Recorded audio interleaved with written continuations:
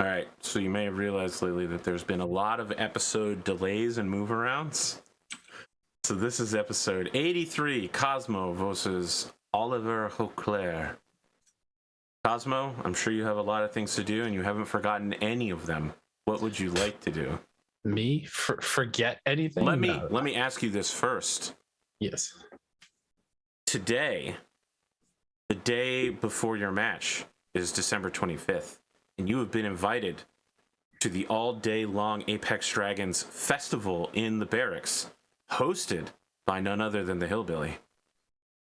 Do you attend? I just want to make sure, when is the Stroopwafel festival? Is that the same day? Stroopwafel festival takes place before this, so you'll have to flash back to that. You know, You didn't say Stroopwafel at any time in our pre-talk, so I thought you forgot about it, and I was going to nail you with it later. I was going to be like, so how about that Stroopwafel festival, huh? So how about that, really important guy that I reminded you to go talk to 3 times before you fight, and then you didn't. Oh, yeah, perfect. That is exactly what I was waiting for. You mean Consul Guan Shao? Yeah, that guy. Yeah. Okay, well then, all right. If it's a flashback, then of course I'm gonna attend Hillbilly's festival, and I'm gonna probably wear a sweater that he got me, ugly sweater that says "Hold my Cosmo." Do you plus anyone? I think it would just be an open invite for Jean Coupe if she wants to come. I highly doubt she'd want to hang out with us. But maybe nobody else. No one else you consider family? The person I would like to say I don't think would go over well with everyone else in the stable. Or why not? Say Big it. Tony. Listen, if you invite Big Tony, he'll come. Not for the whole day. He'll show up for an hour or two. I want to talk got to a Big lot Tony of mob anyways. stuff to do. Yeah. I'll invite Big Tony because there's something else I want to talk to him about anyways. All right, Big Tony will attend gleefully, and he will bring not only an ugly sweater, but he will also bring a gift from the Mafia to Apex Dragons.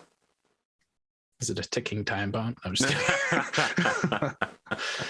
And I thank you for setting this scene up, because listen, I'm going to peel back the curtain a bit. Gleemo doesn't watch all the episodes. You know what I mean? Like, he doesn't have time to watch them all as soon as they come out. And I want to have a scene with Hunter at this Christmas party with Big Tony Bertoli, and I didn't know how to make it happen. And you have opened the door for me to mess with Gleemo so badly, so I appreciate that a whole lot. That's what Cosmo is here for, Chaos Cosmo. So let's say that the Schrodinger's cat, maybe you see Big Tony talking to someone who looks like Hunter, but it could just be Hunter's, stunt double bodyguard. Of course, yeah, someone else with that thick, we won't know until accent. Hunter's episode. Thick burly accent. It's oh god, what's the guy that in all the books is always saying Sasquatch? You know who I'm talking about, right? No, thick Scottish accent. No, he's in the Grey Death Legion. Oh, listen, the only Grey Death Legion book I read was the final one, The Dying Time. Oh, how'd you skip the first 6? They aren't okay. So the way I got into Battletech fiction was my mom would take me once a month to Hagerstown, where there was a used bookstore near our church. She would let me get one book there. And so the only Battletech books I could get were ones that someone else was letting go of. And listen, I'm telling you, every month, a new book replaced whatever I took away. And by new, I mean, of course, it was used and it was torn up and shitty, and there were stains inside of it from people pouring coffee on it or something. But you know what? It was the only Battletech I got when I was a kid. I didn't know Battletech was a fucking board game until 2015. All right? For me, Battletech was a fucking novel and video games. And that was how I learned more about Battletech, was used books. And you know what they didn't sell then? Grey Death Legion books. I bought the Buying Time online on Amazon, and it may have been the first book I bought on Amazon because it was fresh coming out, and it was horrifyingly bad. Dying Time is awful. It is poorly written. I don't give a shit about any of the characters, and people make colossally bad decisions. They do. I think I'll never forgive them for the train scene, man. You know what we should do, guys? There's no way they'll notice we'll flank them if we load all of our mechs to a train, strap them down defenseless, and put it as fast as it can go, which is not very fast because it's pulling, a full regiment of battle mechs. And everyone's like, you know what? You're so smart. That sounds great. 10 minutes later, the train is blown up. All of the mechs are blown up. Everyone's dying. And somebody goes, maybe this wasn't the best idea. Yeah. And I was like, no, you think? That was rough. I think 2015 was probably pretty close when maybe a little before that when Sidious was like, hey, this game that I was obsessed with as a kid coming out for PvP, it's called Mech Warrior Online. You need to get in on this. I was like, oh, giant stompy robots. That sounds fun. He goes, yeah, it's also got like 100 books. There's also a tabletop game. There's also an RPG. I was like, Jesus Christ. Okay. But anyways, back to the story. Yeah, absolutely. Big Tony going to the Christmas Bertoli, party. Sean Kun Fei does show up for the party with you. Wow. Okay. She does not wear listen, she's not an ugly sweater wearer. And besides, in the Capellan Confederation, celebrating Christmas, is not really looked well upon because it indicates there's another god other than the Celestial Chancellor. So she actually get mad at me? No, she'll tolerate it, but her sweater is absolutely fucking gorgeous and probably costs as much as a light battle mech. There we go. Good. It's basically got platinum threads weaved through it. Look, she's got a cyber sweater, okay? Jesus. Oh man. Probably costs more than the mech I'm going to be using today, cobbled together from random locusts. Don't say that shit. The Coda is expensive as fuck. It is expensive. I think that I'd want it's hard to say. nearby too. It's hard to say what high fashion is going to look like in the 3050 since I don't even know what high fashion looks like now. I see people walking down the runway and I'm like, I don't know, what are they wearing? A pizza box? Like, is this really fashion now? What are you supposed to look like? A New York City alleyway? Like, just make it like the 80s. Lots of hair gel. So I think what's important about her outfit here and why it's so expensive and special is it's probably got like some sort of memory reshaping thing that allows her to change what the outfit looks like within some constraints, but it's like someone having one of those jackets that you can fold inside out and then it's another looking jacket. It's like that, except it goes from like a sleek dress to like a puffy princess ballroom dress to like an A-frame to a sweater. And so I think maybe like every 30 or 40 minutes, she excuses herself into the bathroom and changes the shape of the dress. And everyone's like, ooh, amazing. You're so great, Jean Kun Fei. And she's like, yes, I know I'm great. So I know this is, I don't know why my brain went to this. I know this is not what you were picturing, but I'm imagining because it can take shape and change. She's just going to like take the sleeves off and put it down into like the bottom of a skirt. And now it's a dress, and then take those back on, put them back on the sleeves. And now it's back a long sleeve skirt. Listen, I liked those pants that came out in the early 2000s where you could unzip them at the knees. I know what you're talking about. Those were hot for me. Some airflow. I thought I was cool when I took the different pant bottoms of different colors and combined them together. It was not cool, but I thought it was. I was told it wasn't cool. And eventually I got the message. That's like high school football. I used to be the guy that would wear 2 Under Armour shirts. One I'd cut the sleeve off of, so left white, right arm green. Thought it looked really badass, but you realize when you're a freshman, you don't play. You sit on the sidelines, and nothing is badass. I see. Jean Kun Fei is scary here. It's not like she's angry or anything, but she's talking to some people in a way that makes you think that maybe she's looking to buy the stable. What? Really? Yeah. Jesus. Yeah, she's not talking pleasantries. She's talking business. She's just like, all right, well, I really feel like, Miss Carmelian, you could improve the QOL here with a little bit of extra investment. I do have several companies on Solaris that would be willing to invest. She's just like, okay, Miss Kun Fei, perhaps we should step into my office for this discussion. I imagine Cosmo gets a glare from like both of them. Like, I can't believe we're both here somehow tied to this idiot. No, I don't think so. It's Christmas. Shang is willing to. I don't think Shang Kun Fei thinks you're an idiot. Let me be clear about that. There's never like you come back after losing in a match that she's slapping you in the face. She's like, "You idiot! I can't believe you did that." Elizabeth, on the other hand. What is the Disney movie? The Emperor's New Clothes. New clothes? Kronk, you idiot! Is that his name? Kronk? Yes, the New Groove. Yeah. Oh, yeah. I just watched that the other day. You're not Kronk here. You're not Kronk. No. She doesn't like take you home and slap you around and call you an idiot or anything. But she does set very high expectations and wants you to meet them. Sure, that makes sense. And from her point of view, it's out of necessity. These things must be done for the good of the Capellan Confederation. Whether that's actually true or not, that's at least what she tells herself. Sure. All right, so not quite an idiot, but Elizabeth definitely thinks I'm an idiot. Elizabeth thinks a lot of things. That's true. Big Tony comes over to you. Mm-hmm. Probably something really like a Frank Sinatra cover of Dashing Through the Snow is playing. As he does, just to make it as mafia as possible. And he's like, "Hey, Cosmo, how's it going?" Big Tony, how you doing? Pretty good. Look, I just wanted to present a gift to Apex Dragons on behalf of the charitable organizations you and your people have been donating to. This is good. Your family is very kind to us. It wasn't always that way. No, we have worked our way to this point, I believe. Yeah, that's how family goes.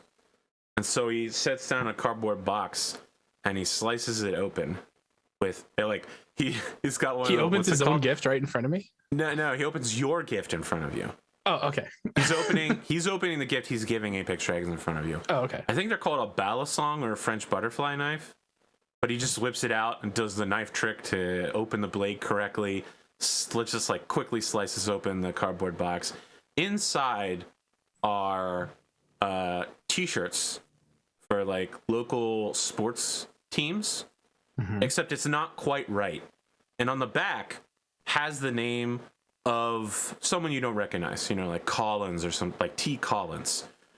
And as he pulls the t-shirts out and starts handing them to people, there is a attached note from one of the children with cancer who were successfully treated due to the donations from Apex Dragons and from Cosmo's personal funding. That's pretty cool. Yeah. It's a real Hallmark movie Christmas moment as everybody's they're like, oh my good, like someone's just like, oh my goodness, this kid Jimmy. I gotta head down to the hospital to see Jimmy. It says here he's getting out today. Look at him. He said he loves the way I repair the mechs. He notices the way that I repaired the arm. I've got to go guarantee my victory for little Jimmy. Yeah, exactly. So, it's like all the Apex Dragons gladiators and some of the personnel like Jay and Elizabeth, and of course, probably the most public employee, Zuri, who does all your promotional. Yeah. I think after things calm down, after Tony gives the gift, I'd want to pull him aside. Oh, there's crying, man. It's like someone brought a box of abandoned puppies in. I feel like Cosmo would go around with tissues to people. Big Tony, we are good friends, yes? I'd say we're like family now. Even better. How dare I call us friends? You're right. We are family. I hate to even ask you this, but I have heard the rumor. A fan of Apex Dragons, they have gone missing. And rumor is he has seen the family. Just curious, I hate asking you this, but have you heard or do you know the whereabouts of one of our favorites, Ice Dust? So he takes out a pack of cigarettes and then taps it a couple times, then pulls a cigarette out and lights it, and he says, "Mr. Dust, he doesn't have anything to do with us. In fact, he had a lot of very harsh things to say after 3053 in regards to the Bertolis. But I will tell you what, If you are asking me a favor to find this man and bring him back safely, I know people with a particular set of skills. We'll find him if he is in the Solaris system and bring him home. I will do this for you, Cosmo. Preferably in one piece, yes? I prefer most people I meet to be in one. Just checking. And while it's probably not said out loud, I think the context of him doing a favor for us, kind of like he asked last time with Zhang Kufei there, it's kind of like a quid pro quo. Yes, it is a quid pro quo. Thank you for knowing how mafias work. So he's basically trying to, he set up Zhang Kufei and Big Tony at the same spot, seeing if they engage in conversation. And then he's like, by the way, I think you need to do this for me now too. Interesting. Would Tony reach out to Zhang Kunfei? I'm going to tell you that the answer is no. And the reason why is that Capellans are trying to take over Solaris right now. She's here talking about buying Apex Dragons. Yeah. I mean, look, we're almost to the start of Sun Tzu Liao's Jin Shang. He starts laying the groundwork about now. We just got through the end of Operation Guerrero. You know, the Capellan Confederation is on the rise right now. That's probably why Spoon gave us Percy. Percy is great, man. Percy is fucking amazing. Did you watch yesterday's episode yet? Okay, yeah. So you know about Percy then. You know about him. I won't say any. Well, actually, if anyone watches this, they should have already seen the other one, so it doesn't matter what I say. But not Tony. Well, I appreciate you looking into this for me.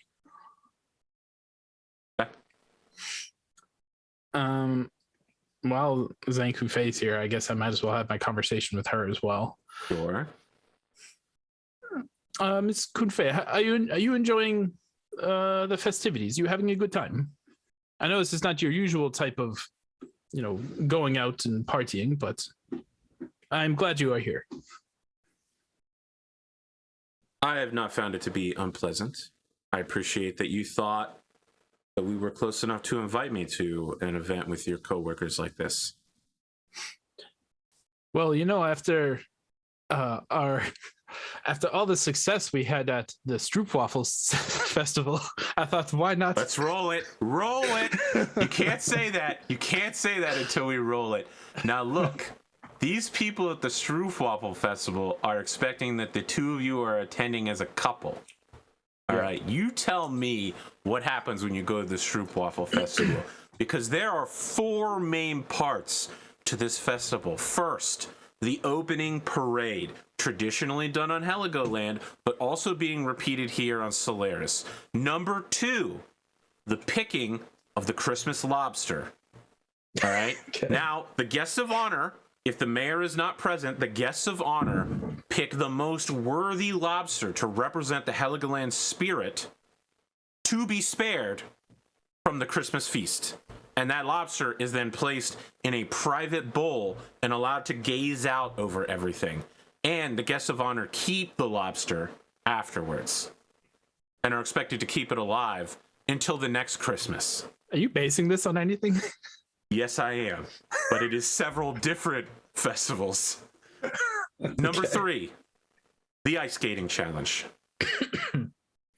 There's a dance involved. Oh boy. Ice skate dancing. Oh, it's good. Hey, my guy Rob Shepard did ice skate dancing with his wife. Is there? I think Cosmo would have needed to practice at least once for that before going on ice. Oh, listen, Zhang is going to practice a whole lot. All right. Okay. She cannot afford to look foolish out there, and if you embarrass her, it's not going to go well. Well, because I think we've said that before when they got ice cream that one time that Cosmo sucks at ice skating. Remember? So perfect. Number 4, the most important one, the traditional lighting of the Christmas trees. Now, this is a pre-Christmas festival, but as you know, there are 12 days of Christmas, and on Heligoland on December 13th, They begin to light one by one the Christmas trees until December 25th. Oh, so this festival is like continuous. It's not a one day thing. Right. But you only the first day is what matters, right? The other lightings are done, by people who are on the festival staff. Yeah, who are less important. Yeah. Yes. The festival really only takes place on the first day, and then like people will walk past the town square and be like, "Oh, look, day 3 is lit. Ha ha ha ha! Look at how beautiful that tree is. Look at the angel ornament topper. What do they call the one that goes on the top? Ornament topper? I don't know. There's a word for it." YouTube will be like, "No, Arthur, you dumbass. Obviously the word is this. How could you not know what the name of the thing that goes on the top of the Christmas tree is?" Clearly topper ornament. So, let me ask, how many of these events did the two of you participate in? What is the level of patience that you think the both of you have? I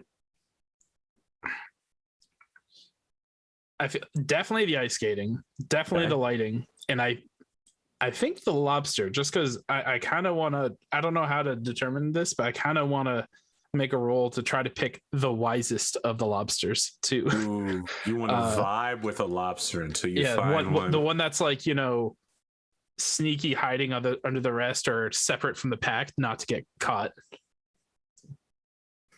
The wisest one, however that is determined. I love this. This is pure D&D right here. Listen, 3 years from now, I'm gonna be like, man, you had to be there when this dude picked the wisest lobster. It was fucking life changing. They'd be like, what were you smoking? Is this like the chickens and? You never get rid of the chickens. I haven't watched all the Dawn agreements yet, but I'm hoping the chickens make it through them all. No, there's only one episode with the chickens. They left that village behind. Well, I guess that shows how far I've gotten. Look, if you want to know more about Dawn Agreement, it's all about the goats, apparently. I don't know how this happened, but there's goats everywhere. All right. I just like the chicken math. I can't believe how popular chicken math was. Anyway, we're talking ice skating. We're talking lobster picking. Anything else? The lighting, for sure. The lighting. I'm not quite sure how that becomes. That's just kind of a thing that happens, I guess. Okay. And the parade, do you feel up to that? I think we'll kind of take a back seat in the parade. We'll be involved, but not looking to be front center aggressive honor type thing. Yeah, not Kennedying it. Okay. I'll give you a +1 to this so far. Now, here's the real question. How lovey-dovey are the two of you? Is there hand-holding? Is there smooching? Let's say there's as the night goes on, I imagine it's like a roller coaster where it starts with the hand holding, might look like it gets more, and Cosmo does something dumb and immediately roller coasts back to just hand holding. I mean, that feels right. But by the end, I'll happy. Give you a +0 for that. Okay, that's fair. If you had a roller coaster, I would have given you a +1. I'd say by the end, she's probably happy, but I want to imagine there's a situation where Cosmo slips on some ice and almost falls into a pothole, and she takes her jacket off and lays it down so he can step over it successfully. She does it for him. That's it. That's funny. Because that makes sense, right? Because I'm the parade starting low key. The lobster thing, he's kind of, I want to pick the wisest, that impresses her. Then ice skating is where he slips, he tanks it, but then the lighting brings it back up. If you can hit a 10 on a +1 entertainment roll, you will have picked the wisest lobster. Entertainment, huh? It's got to be my +0. Why would it not be? Let's see. Stop making entertaining rolls if you don't. You're not good at them. Yep, it's the only one that's +0. Everything else is +1. Look, I'll say this. Plenty of people in real life choose to do things they aren't good at because that's what they enjoy rather than things they are good at. Like, say, electrical engineering.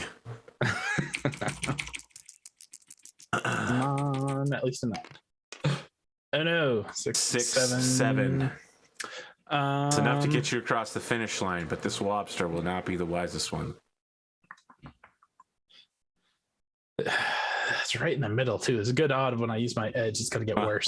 Let's go ahead and use the edge. No. That's not true. That's not true. On a 6, there's a better than 50% chance that you do better. The issue is that there's only like a 40% chance that you get a 10 plus. Yeah. I'll still use the edge.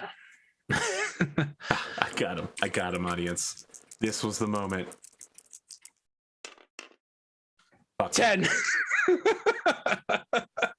I had him, audience. I had him in my grasp, but I clutched every world in the Empire too much, and he slipped through my fingers. You know, it's because those Endurian dice and the ones that look like sixes, they influence this roll somehow. Look, this lobster is the Morgan Freeman of lobsters. You're looking at the tank, and it begins floating up to meet you at eye level. And you look into its eyes, and there's something there. There is an ancient wisdom, decades old. The ancestral memory of all lobsters has led to this, the super lobster. It raises its lobstery, but they're banded arms, and it goes to meet you. And almost unconsciously, you place your hands on the tank. And it places its claws against the tank. And then someone loudly yells, "Don't touch the tank!" But you pick this wise lobster, and it sits like a king in its own private bowl, watching as all the other lobsters are boiled and eaten. Imagine when someone yells, "Don't touch the tank," Cosmo's like, "Don't touch this lobster." I've only had this lobster for 10 minutes, but if anything happens to it, I will kill all of you. I dead myself. Perfect. End of the night, the two of you are participating in the Christmas tree lighting ceremony. There's fireworks, and then there's a moment when there's like the full-on kiss on the mouth. She dips you. The whole crowd is clapping. Pictures of this are being streamed back to Heligoland. All right? As Consul Guanxiao comes up and separates the two of you with like, all right, kids, all right, and declares that you are honorary Heligoland citizens. To which the crowd is like, yeah, awesome. We might have a good ruler in the future, maybe. Yeah. We cut back to the present, where Zhang Kunfei blushes slightly when you mention the Stroopwafel Festival, which did, in fact, go well, like you said. And I did not forget about it. Oh, man. That's funny. That went a lot better than I thought it was going to. Yeah, well, you used Edge. You went absolutely nuts on that one. Just wait till I get to that legendary playbook, and I just keep using all my Edge for stuff that is not for the arena. Well, Seth is a legend now. Yeah, well, he's getting all these. He's not training anyone. He's getting these little extra sessions in here and there. Yeah. I want to fight. No, Sire look, he 6 does have an times. intern, and he trained him once, but not the other time. Oh, he does have an intern. I just assumed Yeah, he didn't. he has Alex Hell's horses. He beat the shit out of him the first time we met him. That's right. Yeah, I didn't think he assigned him to himself. That's funny. Or Hunter assigned him to him.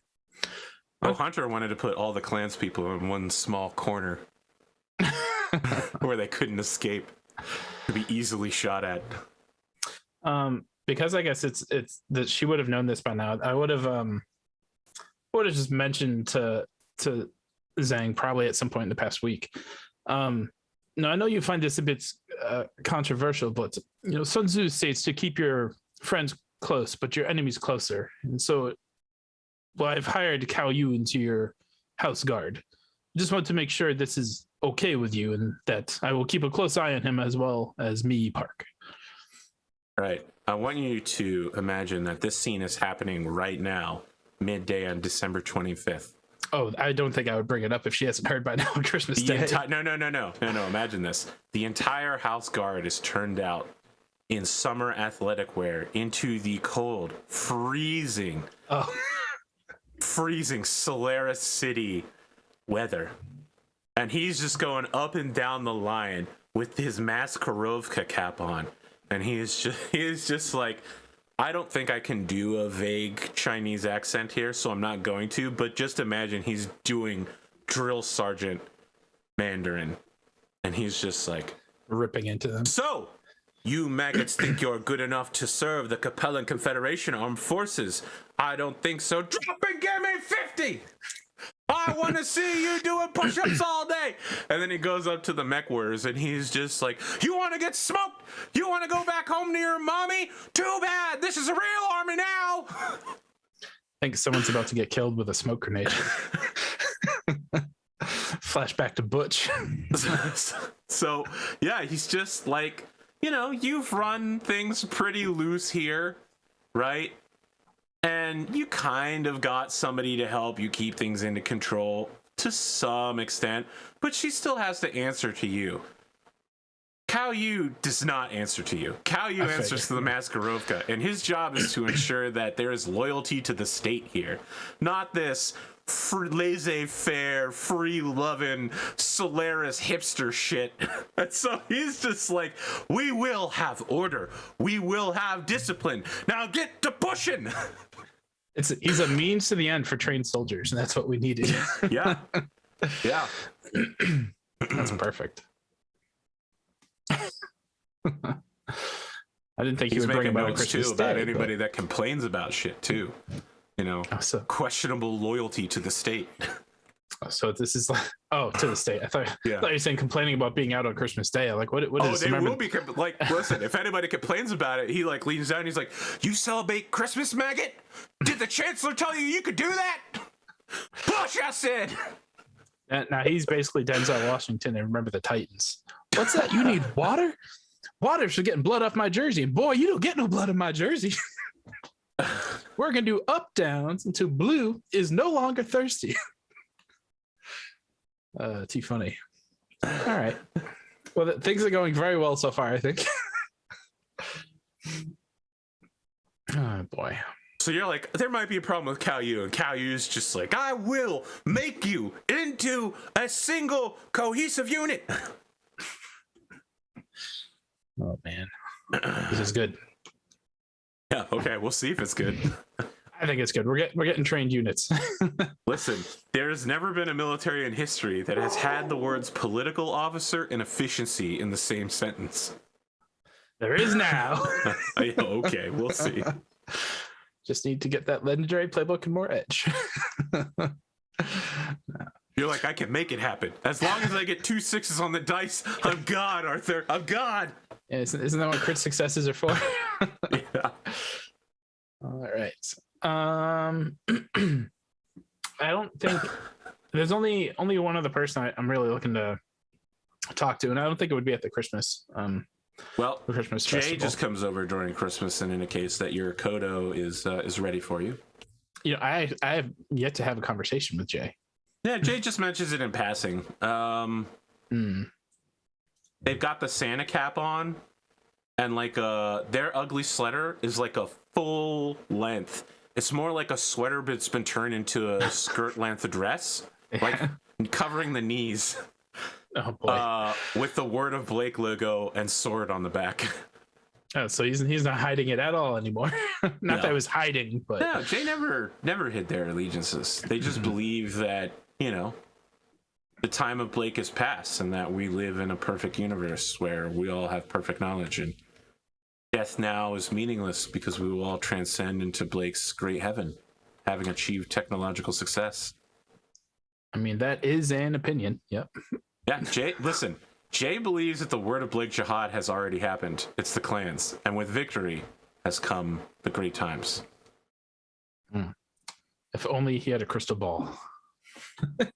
The Jihad will not be kind to Jay. No, it will not. Assuming he makes it there.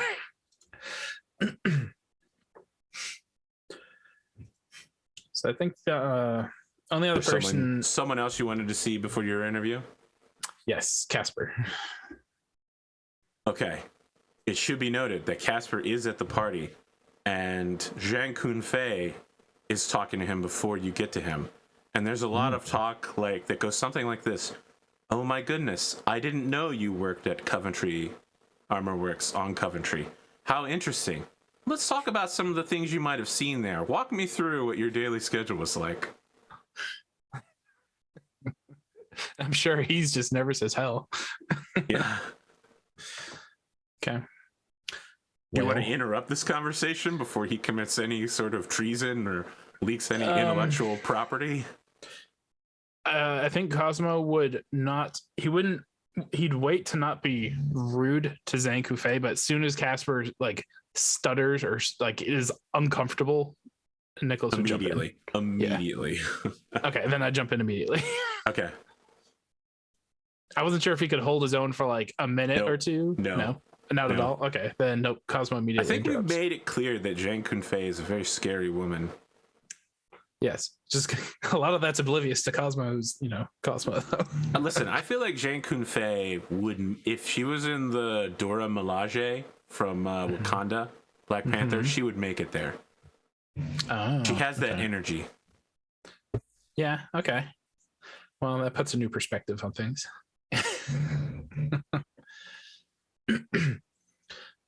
Casper, I've been looking for you. Zhang, do you mind if I borrow Casper for a minute? Please go ahead. All right, thank you. And I'll lead him away and be like, "Are you all right? You should be careful who you end up in a conversation with." Yeah. Thanks, boss. Nah, don't call me that. Call me Nicholas, Thanks, sir. or Nick. Okay, Nick. Yeah, that sounds good. Actually, no, Nicholas. I hate Nick. I don't know why I told you that. Okay, Nicholas. I know this. I just wanted to talk to you about how your training is going. Last time I saw you in your mech, I have to say your piloting is not half bad. Far better than I was when I started. Your gunnery, however, is shit. Do you have any response to that? Yeah, he does. He nods for a bit, and as he does, he looks down at his cybernetic arm and he says, "There's some getting used to. It's not just connecting with the neurohelmet. I have to make a digital connection from my mind through the arm's circuitry into the mech. At all times, I have to be moving the mech with the pedals and the levers and the buttons, but I also have to be moving it with my mind as well." Is it easier for you to pilot the same mech repeatedly, or yes, but that's true of anyone. I think you know that.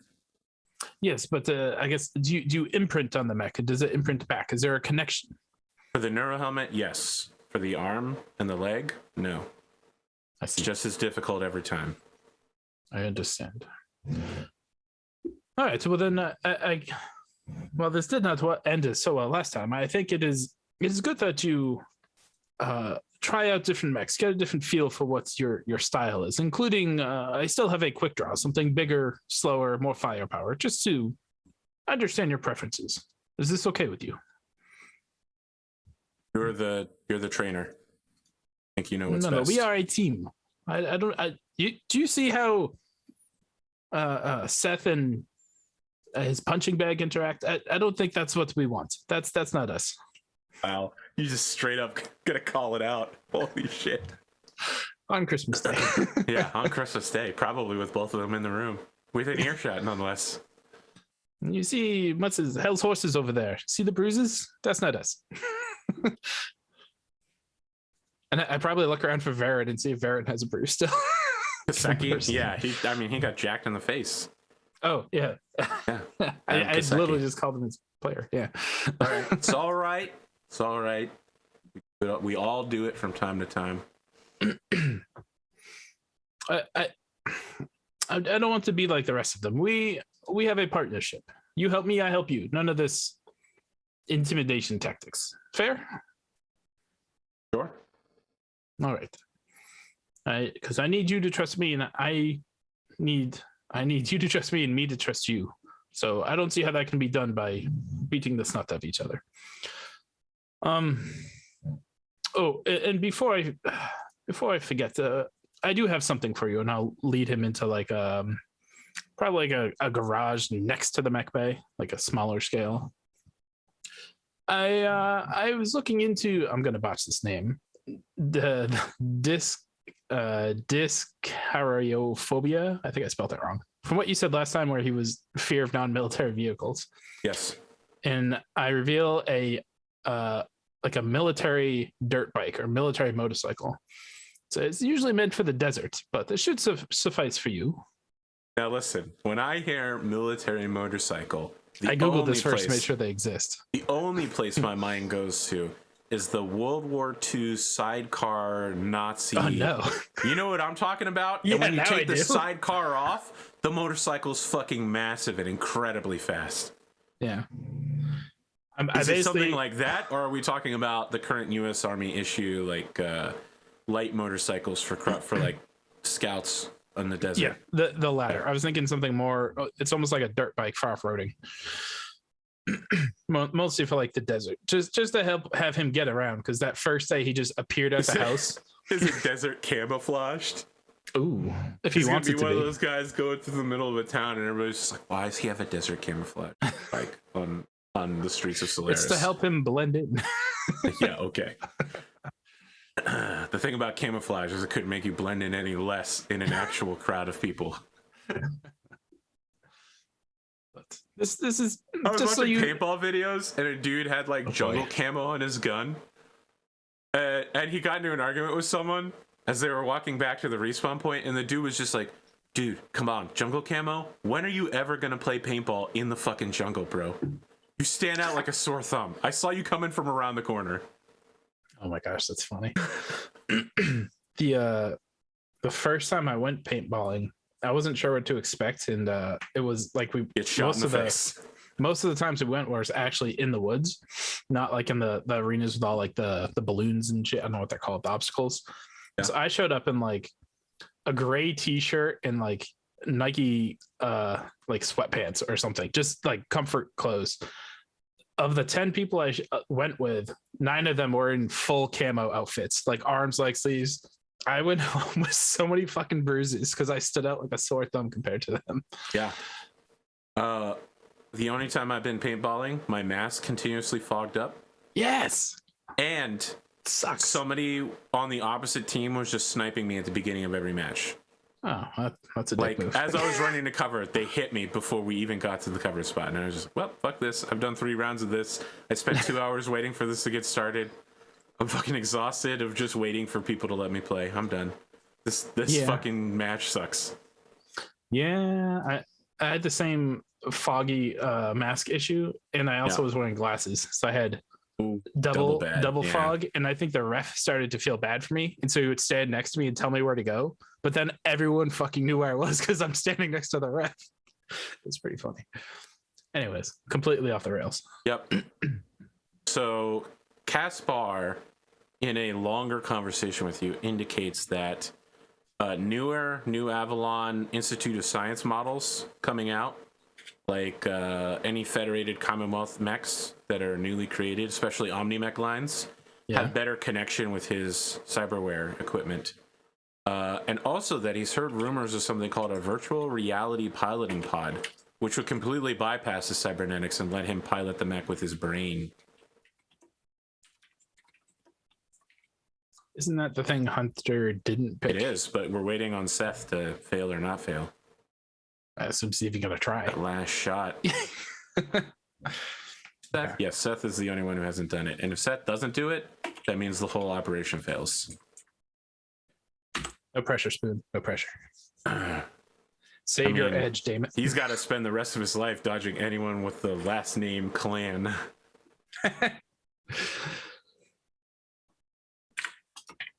Cool. I think that's all I got. William invites you to the interview later in the day on December 25th. He is wearing the ugliest of ugly sweaters. It physically has a reindeer, like a 3-dimensional reindeer head made out of like wool coming off of the front of the sweater. Yeah. Yes. I think I finally found what like the perfect person to play William Williamson third. Oh. And that is Michael Jackson's drummer. I don't recall the guy's name, but I saw him on Twitter last night and I was like, that's fucking William Williamson the third right there. That dude, 100%. He was doing a drums rendition of Thriller, and I was just like, holy shit. This is my guy right here. Okay. William. All right, you know what? I can totally see that. Yeah. William tries to play off the mysterious reindeer head, ugly sweater thing, and just says, Nicholas Sokolov, Thank you for joining me once again. William, you have outdone yourself. Even you have turned it up a notch on Christmas Day. Thank you. My wife personally handmade this for me as punishment for last year. Oh, what did you do or not do last year? Never mind. Let's not answer that. Let's talk about secret societies. The paparazzi have been linking you to certain secret societies across Solaris, Mr. Sokol. What can you tell me about these outrageous comments? I don't know if any of them are secrets. I mean, I am involved with a number of organizations. I think, as you know, mainly Apex Dragons. I am always with Zenkufe. Big Tony and I have a good relationship. I am involved with many folks. Is he like? What about? Pull out an image of me going into a gambling. What can you tell me about the Grand Lounge? The Grand Lounge. Just a few like-minded individuals who, we show up, we have a good time. But honestly, I'm more like a consultant at times. But for the most time, I just go to party and have fun. You're aware that this is a private organization that only invites the most elite of Solaris's elite to it. Picture the most smug smile you've ever seen from Cosmo right now, going back to the camera. Well, I mean, I knew it was private, but hey, I didn't know it was that good. So you're saying that you are, in fact, a member of this organization? Would I know if you're not supposed to say this publicly? Look, some people have acknowledged it. Mostly it's looked down upon, right? It's one of those what happens in Vegas stays in Vegas kinds of things. When people get backed into a corner like this, there's not much you can do about it. Okay. I mean, I think it just goes with Cosmo for him to be like, yeah, yes, I have friends in the lounge. Yes, I'm a member. So what? I go have fun. The Grand Lounge has been tied to the Circle of Solaris, a even more mysterious organization with hundreds of years of conspiracy theories behind it. Most recently, the Circle of Solaris was tied to the kidnapping of the artist Ice Dust. Do you have any comment about that? Trying to think. Can I make some sort of roll to see if like the shock that goes through Cosmo's brain when he hears that? You can make a roll, or you can just choose what happens. Dungeons and Dragons. Well, I mean, technically it's Battletech. 6. I feel like that's on the lower end. So his emotions would probably reveal something that that was news to him, and he didn't know that. You'll be memed 15 times today. So I was not aware of these accusations. That is surprising to me. I mean, you know, William, I am a fan of Ice Dust, and he is a fan of mine. He put me on the cover of one of his books 5 years ago. I do not believe this accusation. But in the back of his mind, he's like, gotta look into that.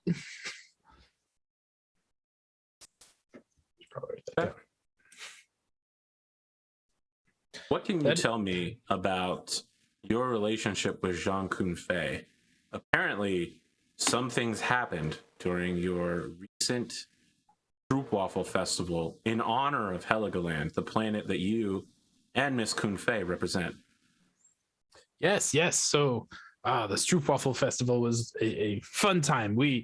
Let me tell you, first there was the parade. We tried to get familiar with our surroundings and understand how things were to work. But the next 3 events, we killed it together. Her and I, great team.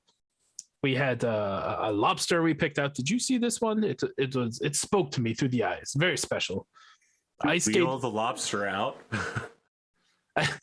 Do I still have it? You said, "Do you see this one?" And I'm thinking, wait, you bring it with you to this? Did you see with any film? Yeah, he nods when you say that. Yeah, and he's probably just like, "It's a lobster, dude." The ice skating challenge. We were in sync perfectly. All that practice finally, well, I should say the practice I needed finally went to work. And lighting on the Christmas tree, something to mellow ending, but still very respectful. We are very thankful for Helgoland for involving us and giving us this opportunity. I don't want to bring the mood down too much, Cosmo, but what can you tell me about your personal relationship with Saya? It is It has been a roller coaster, I must say. Last time I said everything will blow over. This is just an average Tuesday for her, whatever. But things have changed. She has taken steps I never thought that she would take against us. I have always thought that once in Apex Dragons... So you feel her actions against Seth were directly against Apex Dragons, not limited to his personal affiliations? I think she thinks it was just against Seth, but I take it against all of Apex Dragons. She was one of us. Controversial opinion rule. Gonna make this girl feel bad. Good. The controversial is...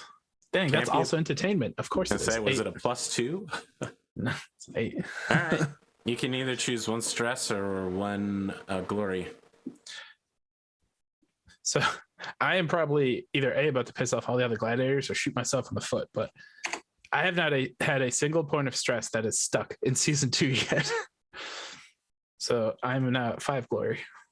If you want to challenge me, I can go Ultra Instinct and make it happen. Before season 2 started, I was pretty damn nervous.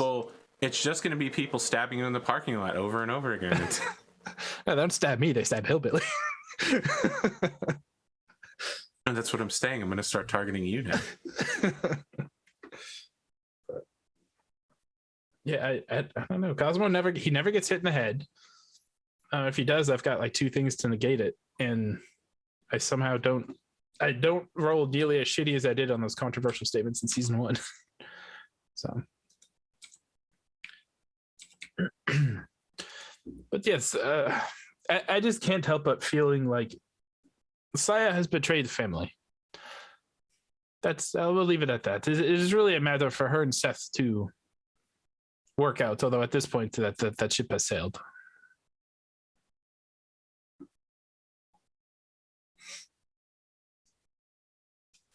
Anything else you want to cover in this interview?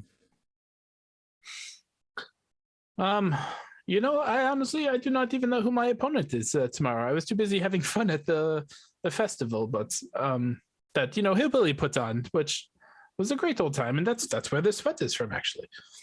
But I guess I would like to dedicate my next victory to Ruin Industries, because heck, they have been supporting me quite a lot lately, and I appreciate their efforts.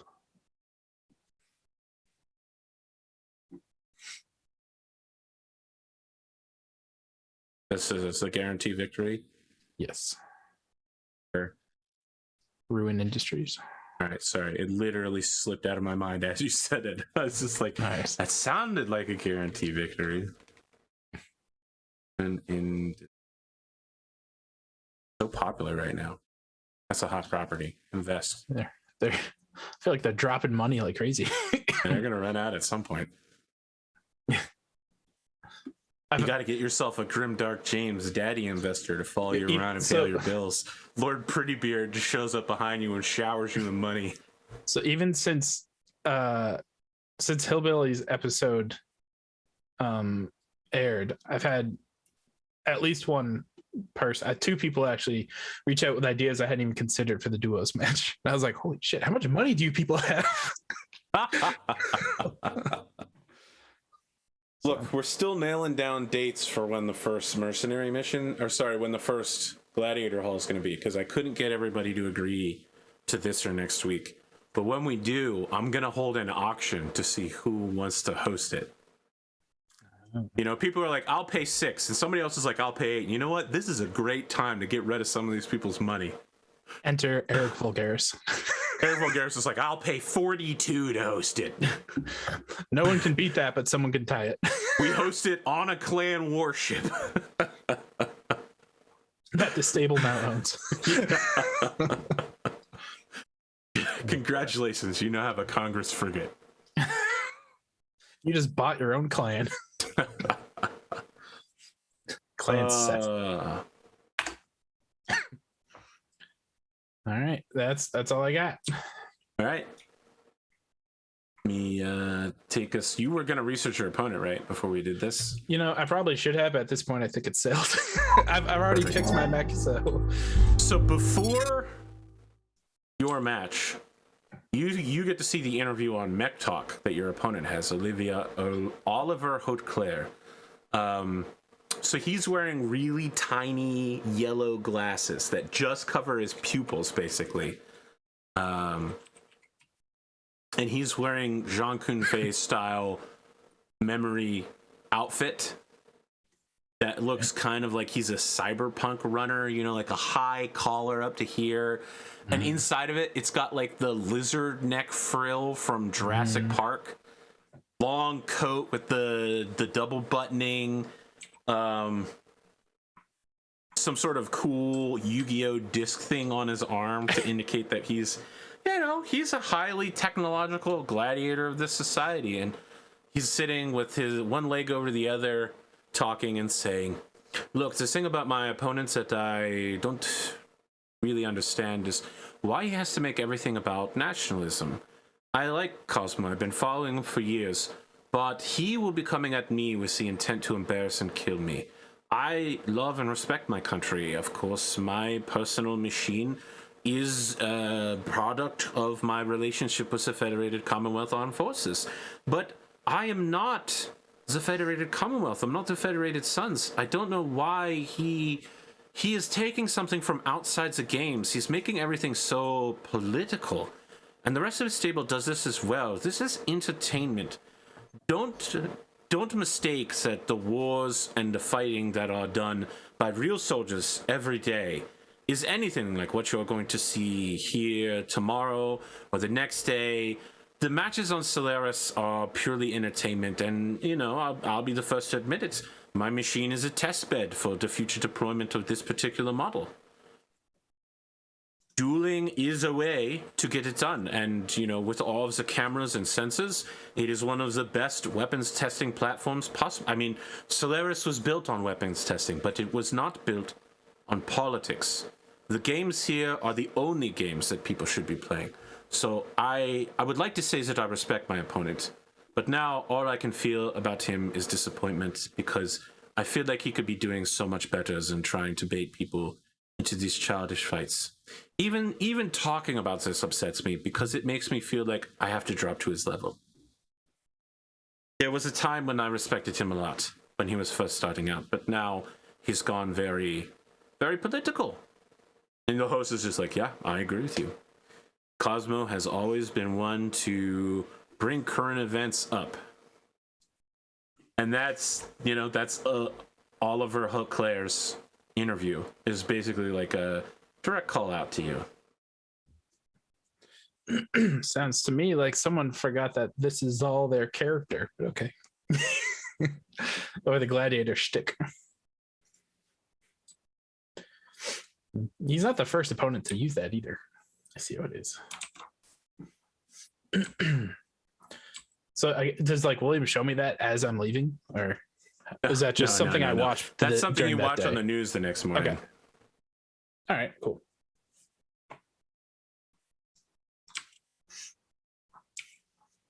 All right then, Oliver.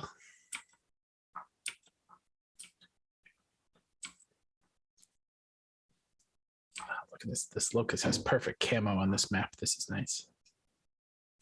It's so freaking small. I'm gonna lose it repeatedly. This is an average size map. Oh no, you know what it is? It doesn't have the name floating above it. That's why I was like, I'm gonna lose. That's why. Okay. All right. Like, well, I'm gonna lose it. That's well, you're gonna be using your Kodo, correct? Yes. So it's got one large X-pulse laser, the forbidden weapon. Da-na-na-na-na-na. And you will be facing Oliver Hauteclaire in his Owens B configuration. Yes, I think as Cosmo's doing his entrance and he's coming out to that that sweet Ivan Drago music and his giant tarp. It's kind of become a little bit of a thing now where you don't really know what mech he's using because he covers it all until he gets to the arena, and then it pops off. And sometimes it pops off because he jumps, sometimes because he runs so fast. This time it actually looks like the tarp is struggling to come off because he has no hands, and so he can't like take it off. It's just like shrugging it off like the mech. And then when it finally pops off, you kind of see what looks like a locust, but there's something different about it where it looks like it's been, upgraded with a few more weapons, but also looks like it's been cobbled together from like 4 or 5 locusts.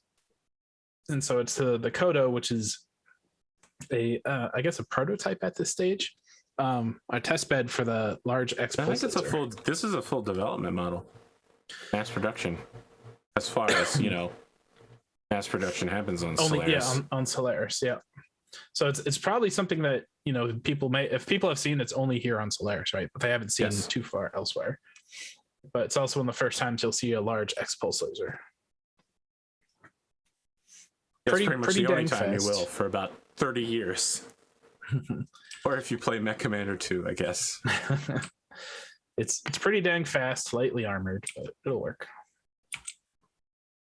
So Oliver comes out to face your Kodo and his Owens, which for all intents and purposes looks like a doper version of the Jenner.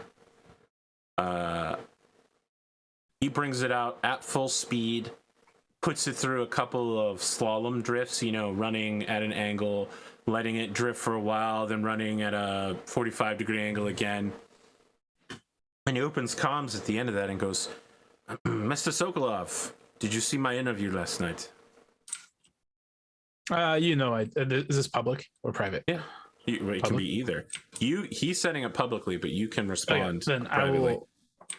I always think that would be so weird if someone sends out a public one and then there's this radio silence, but there's a talk. Oliver, I did. I would hope that today's match will not involve any funny business, that we can just fight in the arena as we're meant to, like you once did. As gladiators should. Then he gently moves one out of strand hair and says, yes, as gladiators, and that is what we are. We are not machines of the politicians, I am worried that you are getting yourself in too deep with things that you don't want to handle. Remember that the games are the only game. Do not concern yourself with something like the greater game. Is that kind of? I was gonna say if he goes on for like another 2 or 3 seconds, I'm cutting him. No. Because it sounds like he was getting borderline to lecture. On a private combat quickly, I would just say part of a gladiator is their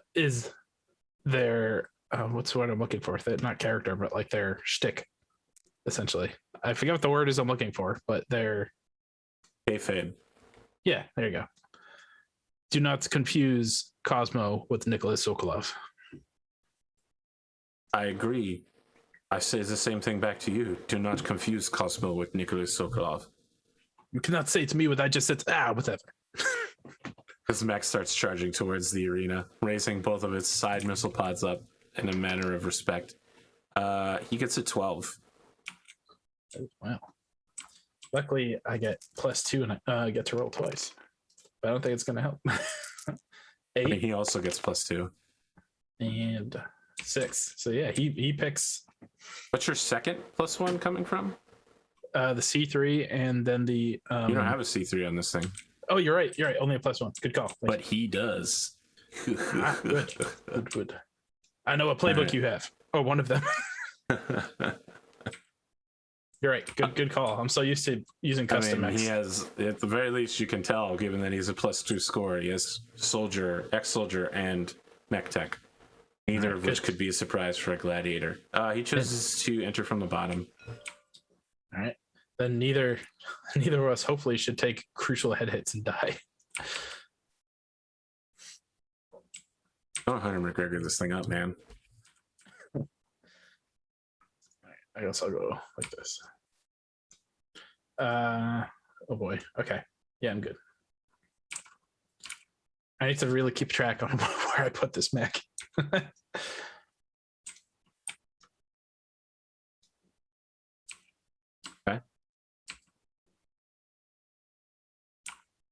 Did you place? Oh, not yet. I haven't. I'm trying to figure out how I want to come at you.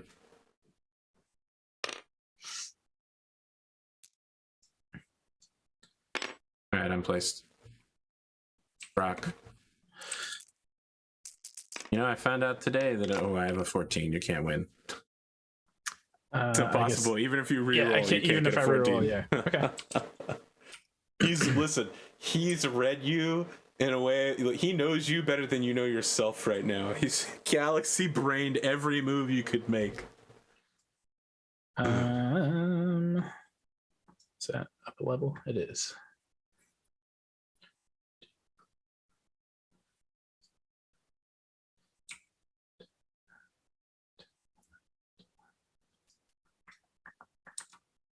I should know his movement.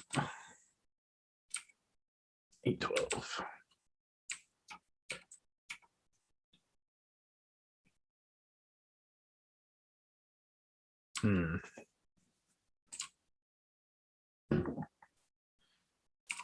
One, 2, 3, 4, 5, 6, 7, 8, 9, 10. No, off by 1. Shit.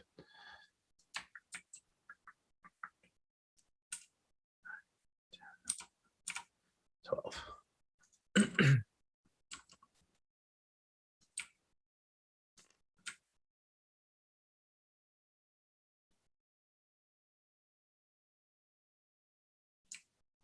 Eight is +3.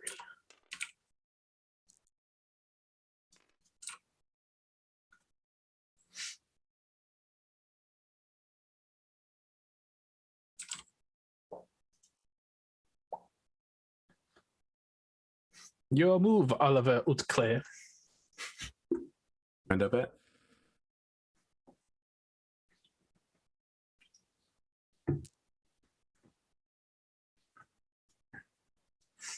These are two very equal mechs.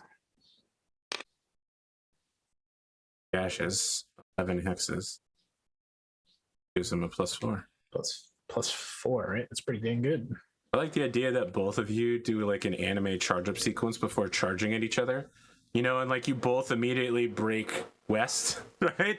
And I feel like I've used this character a lot, but like an old man putting salt in his beard who goes, "Impossible! They anticipated each other's moves. They're so fast you can't follow them with your eyes." That one guy at every bar that's been there for the past 5 years. Yeah. All right. He ends up in the range that he wants to be at with you. Well, because his main armament is small lasers.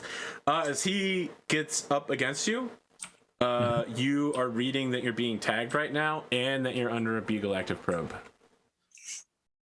What is all this advanced sensor? What good is this in this? Never mind. I should know the answer to this. Yeah, I was going to say, the Capellan Confederation is the people who use this the most. Right, but he's trying literally to think, reinvented the Raven.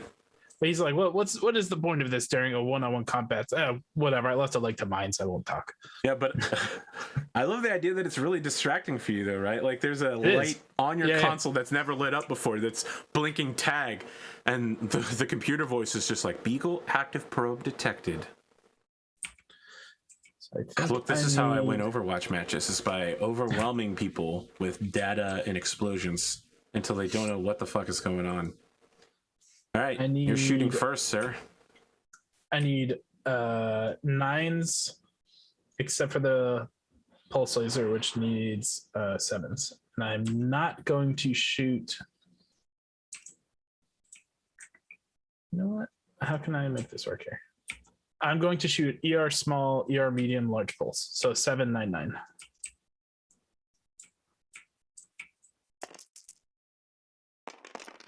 Well, that's not going to do it. All right, off to a poor start. Well, I could use my signature move on myself now for whiffing. Oh, no. Wait, does that not hit? It does not hit.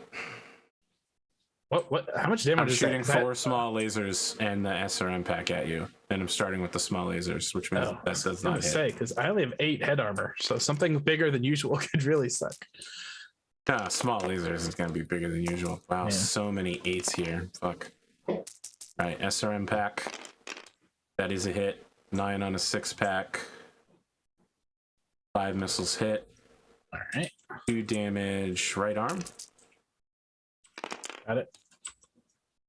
Left arm. Got it. Right leg. Got it. Right torso. Got it. Center torso through armor critical with 2 criticals.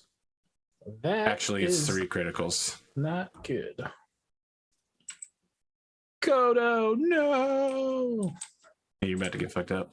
Yeah, no matter what happens here, it's bad because that's where the X-Pulse laser is.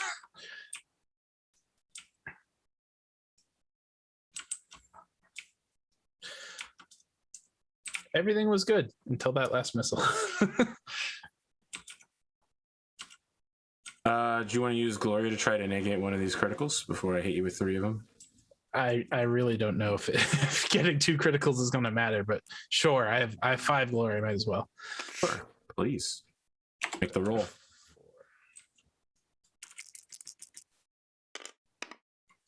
8. Does it? It doesn't matter if it gets anything, right? So it doesn't. You negate the first critical.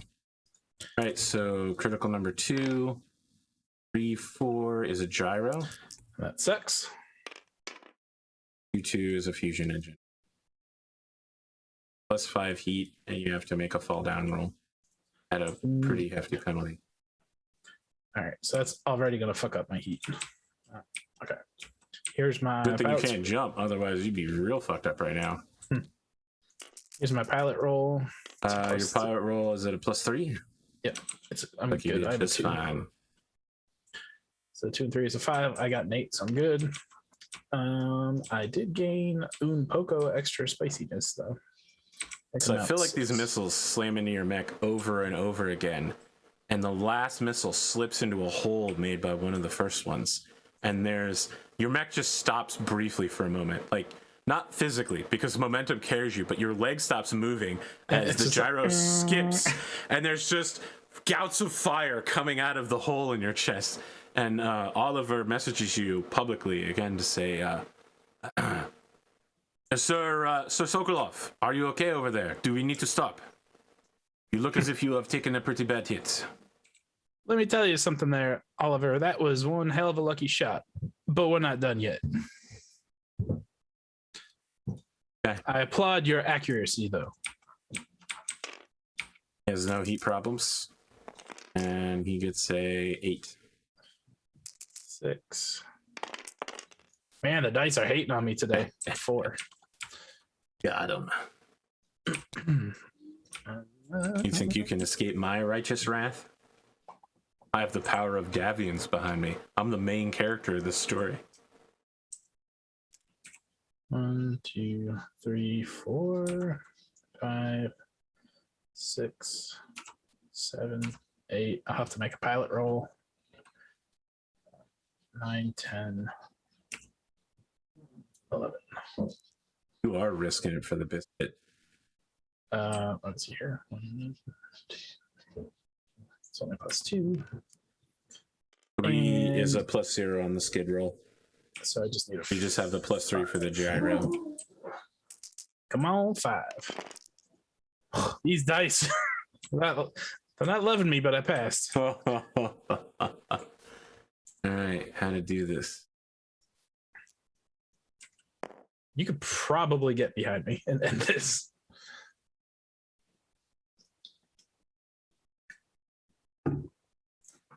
I'm so used to just winning initiative every time now with usually a +2 reroll.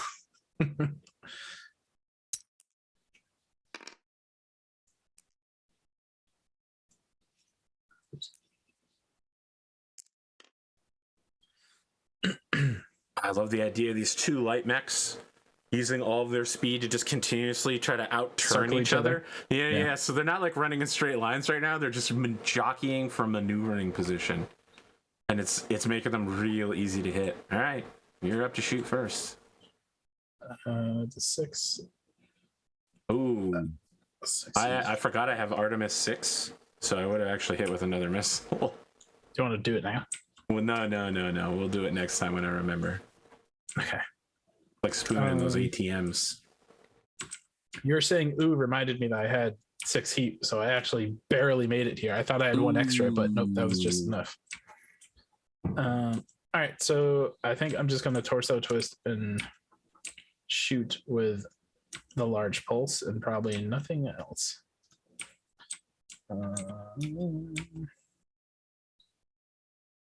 So put me at 21 and I sink 15. So I'll be at 6 again. Damn it. No, that doesn't help. Oh, well. Too bad. I've got just you now, Cosmo. It's the Tuesday curse. I know. Seriously, something with this day. Base of 3, 4, 5, 6, 7, -2. Just need a 5. Just need a 5. There she is. Your left arm takes, what does large X pulse do? 9 damage? Yeah. Yep. Got 1 armor left there. Well, that's not really ideal. It'll take a long time to plink away with that, but that's all I'm doing. This is the most advanced inner sphere war machine created at the light class level until next year. I'm sorry you couldn't break it in 1 hit. Listen, if you hit one of my arms with 9, the thing would it would fall off. What else you got? No, that's it. I'm just shooting. I have too much heat. Well, I'm alpha striking for small lasers in the SRM. It continues to light you up with tag. Oh, I should probably do my calculations before I was gonna say, hopefully these heavy woods help a little. Yeah, that's a miss.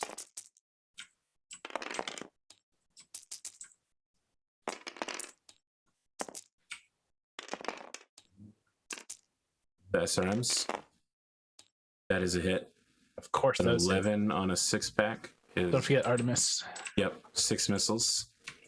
These are hitting left side, right leg. Death by SRMs. Left torso. Got it. Left leg. Got it. Center torso. Got it. Left leg. Got it. I mean, you're really spreading them out. Left torso. Like that's almost even everywhere. If it wasn't for those 3 crits, we'd be doing, or 2 crits, we'd be doing a lot better. All right. He doesn't have any. He wouldn't smack talk per se, but you know, you didn't get critically injured, so he's not too concerned about you. If you say you're good. 9. I'm debating if I want to tell you this, but did you want to kick? I feel like he would. I appreciate that you passed that along to me, but the answer is no, because the number for me to kick is really high. Okay. So high that I don't want to risk it. All right. Come on. Decent initiative, please. I got a 9 and a 4. All right.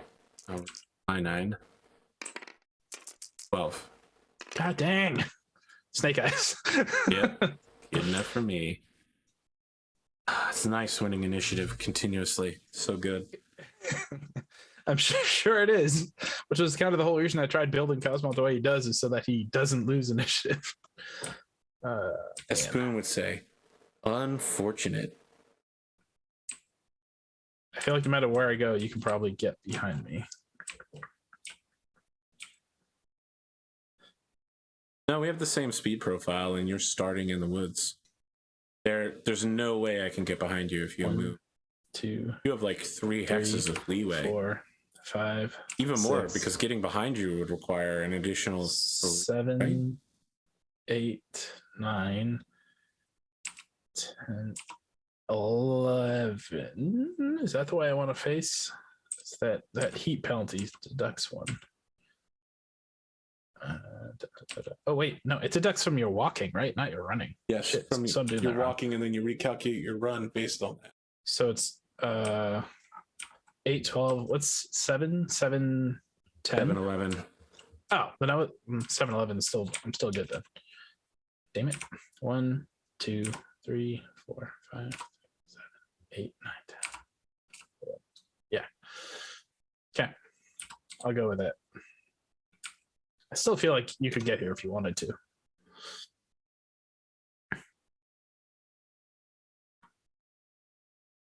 Yeah, that's what I thought. All right, well, good enough for me.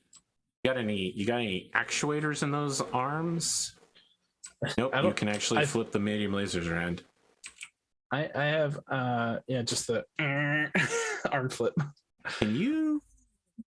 You're not gonna be able to shoot me with the X-Pulse, right? Because it's mounted in your center torso. It actually can't get me. Correct. All right, cool. I get where I want to be. I will actually dissipate heat this round. I will make it act like that's what he's trying to do. We'll go back down to 6. Oh, I'm going first. You're not shooting anything? No. I can flip my arms, right? That's what we established. 7 arm actuators. Yeah. So you have a -1 to hit. Sorry, you have a +1 to hit. Shooting something in the rear. 3, 4. Oh wait, where's my dice? Sorry. Where did my dice go?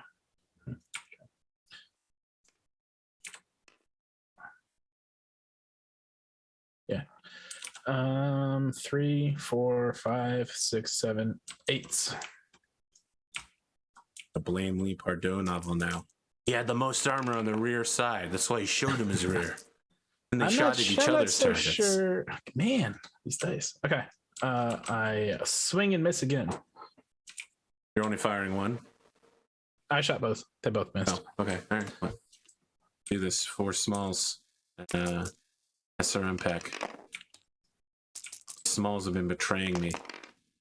Oh, not now though. Left leg for 1 small laser. Are they normal smalls? 3 or 2?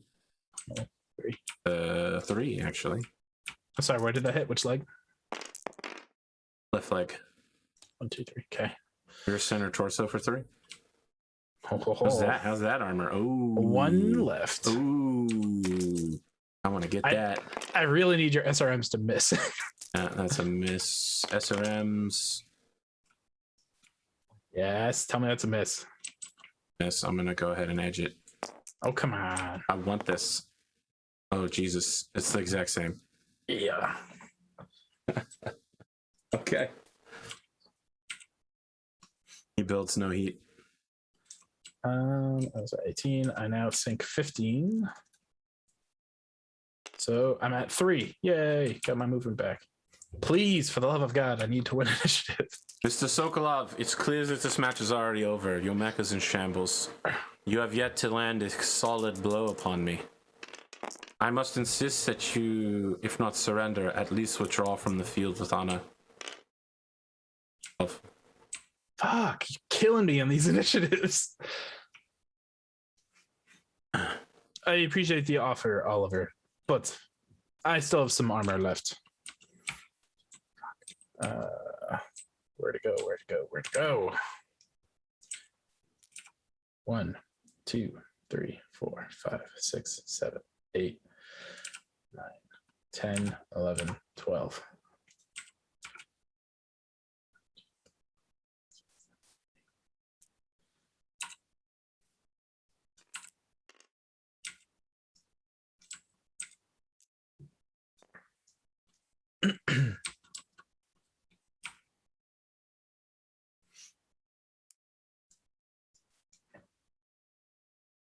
You really don't want to be shot in the back, huh?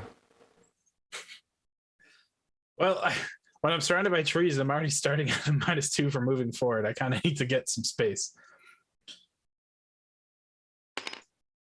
Aha.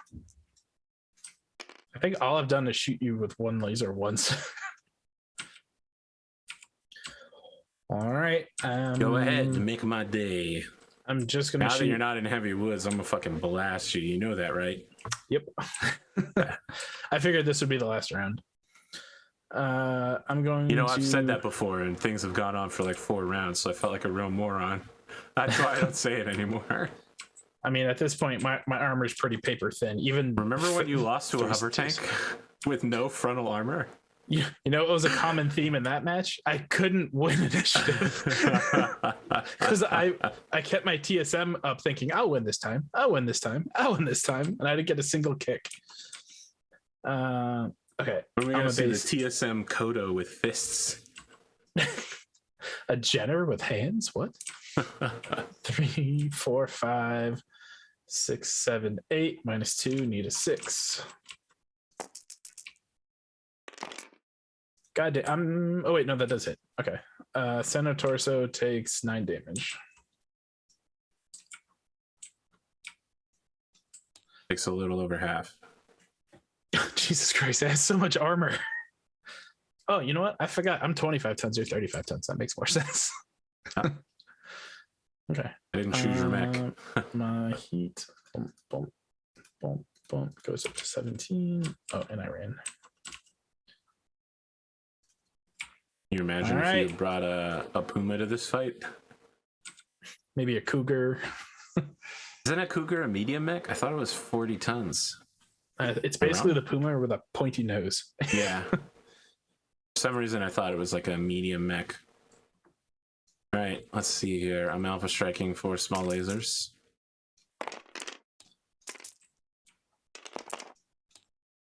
Holy crap. There we go. Right leg for 3. And right torso for 3. SRM. Yes. Miss. Damn these missiles. Hit. Left torso. Got it. Right torso. Got it. Oh boy. Head. We're getting thin. Where? Head.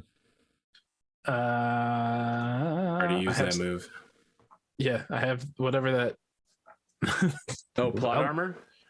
Plot armor. Yeah, because I already used a critical one, right? All right, I'm adding to the menu to recharge your plot armor. Although, I'm trying to think. Didn't I use that last time? I don't know if it was. You talked yourself out of it. Oh, I did. That sounds like something I would do. Okay. So I don't take the head. I take damage, but not the head hit. Correct. Okay. Marked. Incredible. Unbelievable. Can't believe Any more missiles? Yes, there are more missiles. Oh. There's 3 more. Damn. Was this the first one? No, this is the third one. This is the third. So I have 1 more left.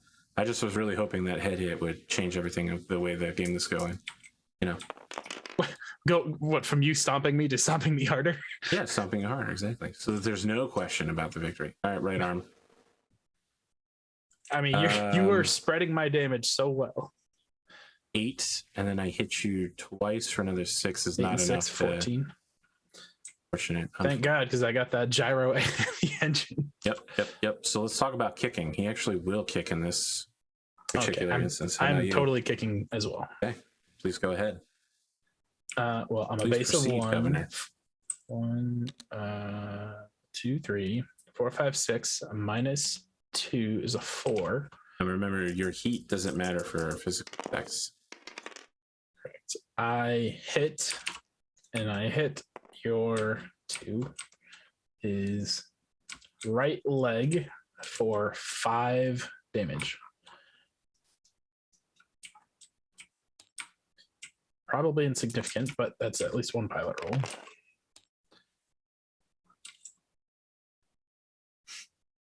Does he hit?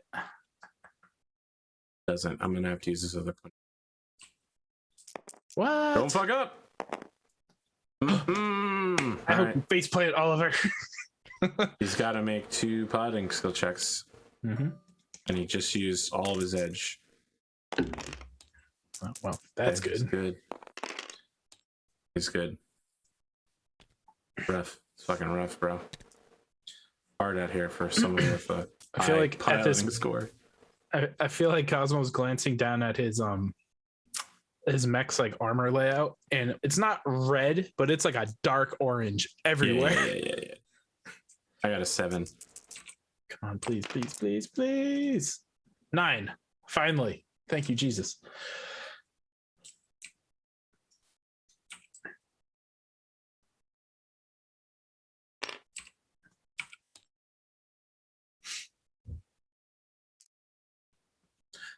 Or I let my hand off the piece.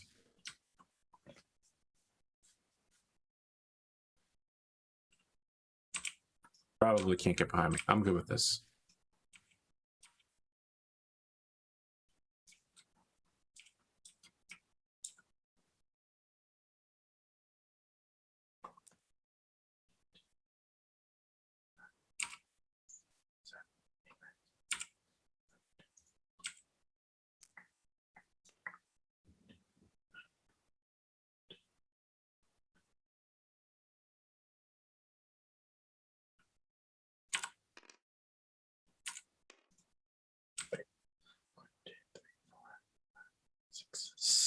is it 7 or 8? That gives you the movement. 7 to 9 plus 3. Okay. Ah. I am out of all your short ranges. Muy bueno. Okay.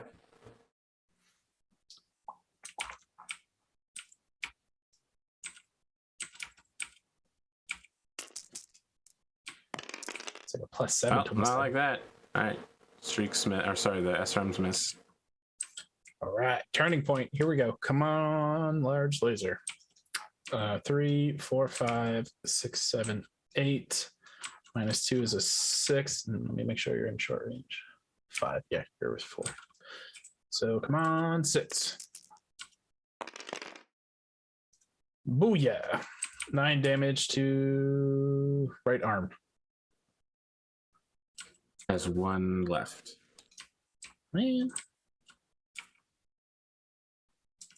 I'm spreading out the damage too, I suppose. Yep. All right, my heat goes. Oh shit, I didn't reset it last time. Would have gone back down to 4. I'm doing the same. I'm cycling the same thing that I'm making, so it's fine. 6.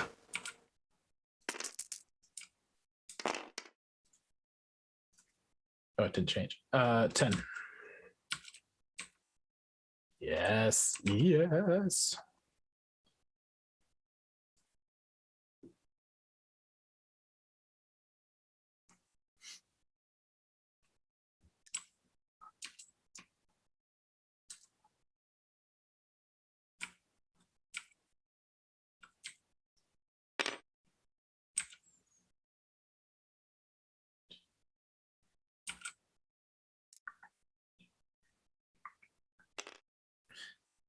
Go ahead.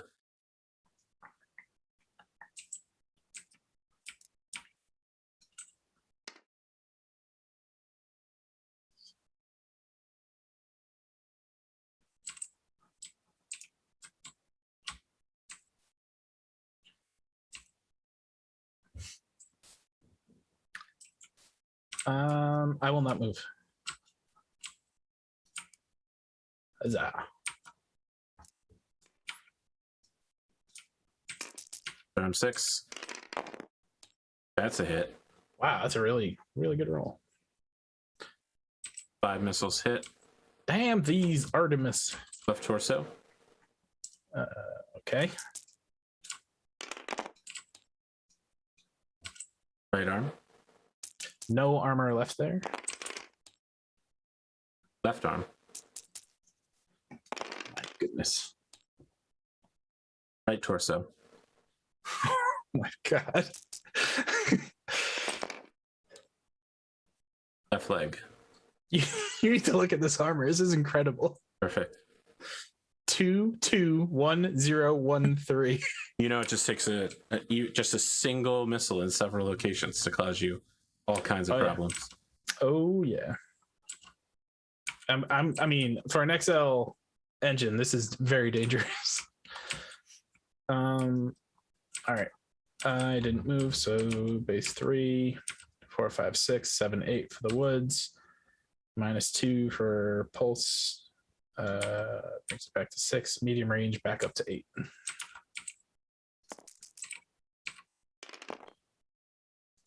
I'm going to use my 1 point of lucky. Huzzah! 9 damage to. It's in the 4 because you're only supposed to re-roll the red dice. Oh, you're right. You're right. That's my bad. Yep. So And it yeah, was if you in saw 4, what the so last it's spot right was. arm. Okay. Well, good news. There is no right arm. Is there anything on it? The SRM. Are you serious? Yeah. Oh, that's fucking huge. Yep. It's probably game changing right here. 1 Huge. 7. I have no idea if there were crits or not. It wouldn't have mattered. There's no ammo. Oh, the ammo's not in the arm. Oh, okay. Right. And what kind of person stores ammo in the arm? I won't show you some of my builds. That arm better have case. That's all I'm saying. All right, 9. For initiative. Yeah. Wait, I have to do my heat real quick. It just resets to 4 actually. because I've been doing the same thing. Come on, one more time, please, dice. Nope, that's a 5. It's mine. You're in my army now. And a 7. It's me, Cow You. Um, Oliver pulls off a face mask. It really is Cow You.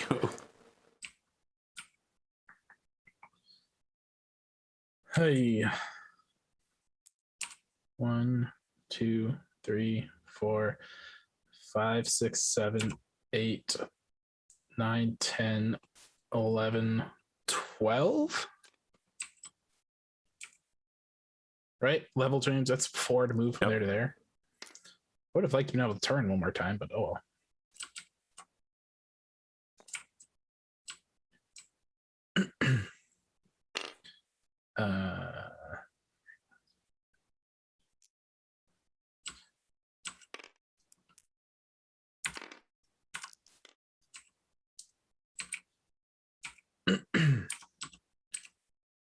He will take the fire through the empty open square, so you can shoot your back through that.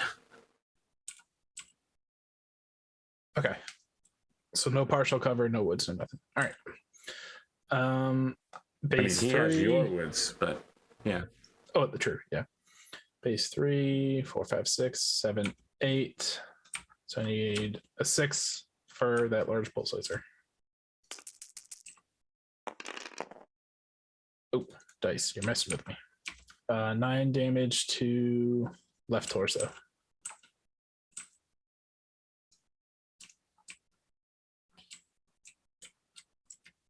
How are we looking? He's okay. 3 armor remaining. He is okay. I think next round, I'm just going to build crazy heat and unload, and that's probably going to be the end of it. One way or the other.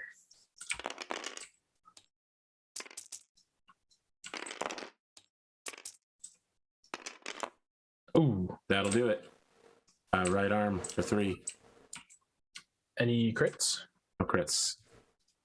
I have 1 point left, or 1 internal structure.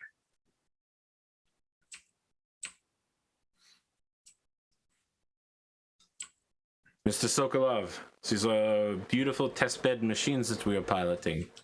Your stable does not have a ransom for your failure, yes? Perhaps it would be better for both of us to withdraw with what we have. As much as I might agree that I do not want to destroy your machine or mine, I come here to win, Oliver. This is why I did not give up earlier. It is why I cannot accept a draw. However, if you surrender, we can be finished. I mean, gives you a very French shrug. It probably means go fuck yourself, but it looks really polite. I know, he says, I'm sorry. I am so sorry. He's French Canadian now. 6. Oh, snake eyes. What is that nonsense? Oh, it's not much better. A 5. Great. Move, hot shot. Boy, oh boy, oh boy. Try my facing. Okay. Remind me, you cannot go, you have to walk backwards. And can you do backwards down hills? No, right? Absolutely not. That's one of the SPAs. That's an optional rule. That's what it is. Bugger. 1, 2, 3, 4, 5, 6, 7, 8, 9, 10, 11, 12.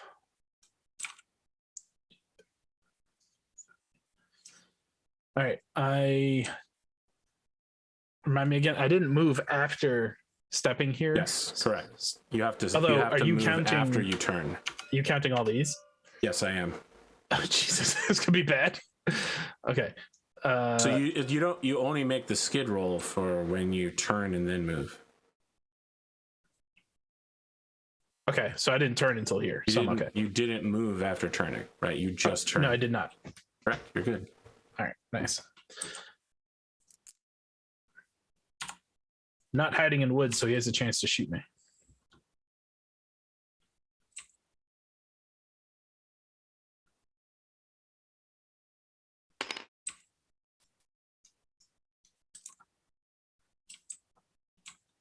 And the defender, yep. You get to choose whether he's shooting front or right on you. I don't know if it matters too much. I guess front. Okay. Go ahead, make your move. Canonically, it makes sense that I'm torso twisting. So, I am going to go ahead and don't want to alpha strike. I feel like, you know what? I will alpha strike because that small laser is wreck at the end of this. He walks up and pushes you over. That small laser is ER, so you're technically short range. So this will be the last round, one way or another. All right, so base 3, 4, 5, 6, 7, 8. I need 6 for that large pulse laser.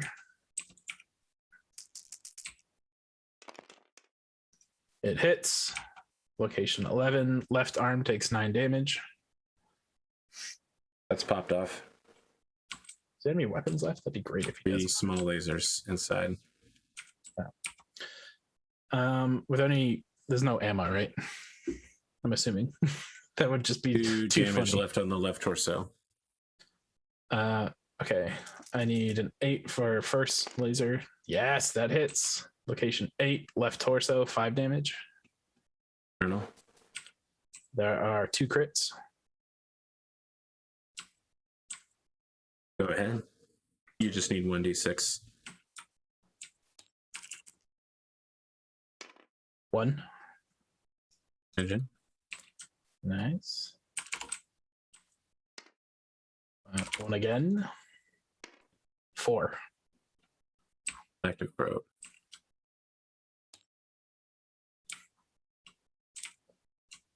Set the torso, it's almost gone. Nice. Got anything else? Yep, I still have another medium laser and then a small laser. Come on, 8s. Yeah, no, damn. That's the location I need too. Oh, that'd be game. Oh well. Small laser needs an 8. That hits. Location 10, left arm. How much damage is that small laser? 3. 2 internal left. Oh, if that was the freaking medium laser, that would have been match. Oh well. I am toasty as fuck. I just built 26 heat on my 4.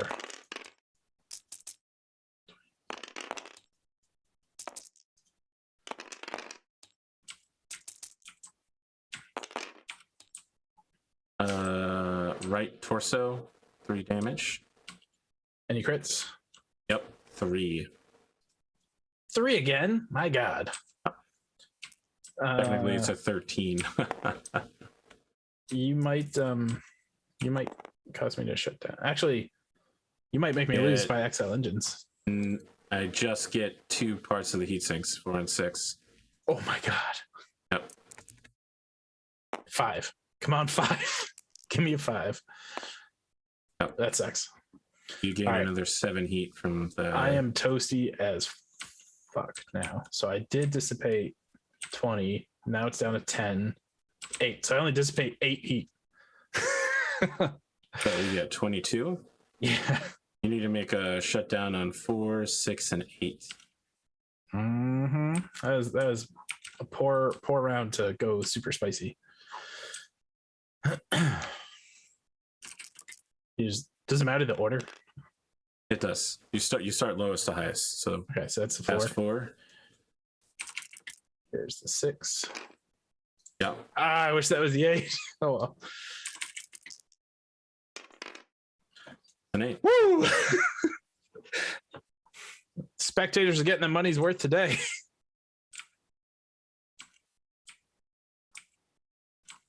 I will accept your surrender now, Oliver. Builds 1 point of heat. I will accept your surrender at any time. Your mech can barely move. You are 1 step away from exploding, sir. My mech is not losing any limbs. I feel like this is like, I don't know, I'm picturing like 2 hockey players both bleeding a ton, staring at each other. No, you surrender. It's just a flesh wound. All right, he's going to keep going because, I mean, he can definitely outmaneuver you if he wins initiative, which he just did with a 12. Wah, wah, wah. That's par for the course. That's not going to do it. 4. And that's an 8.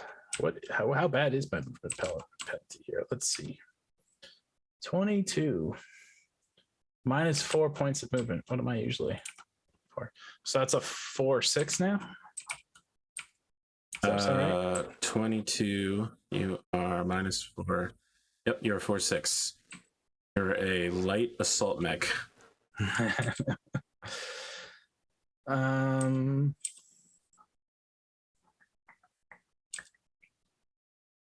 Man, I feel like it would be mutually assured destruction.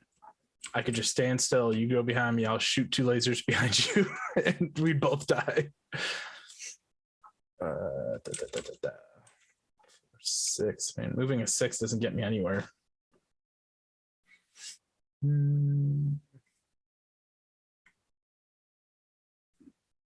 Yeah, I hate to do it to the Kodo, but yeah, we're staying still because I can shoot you with 2 lasers no matter where you go. So might as well not move. Who's up behind you?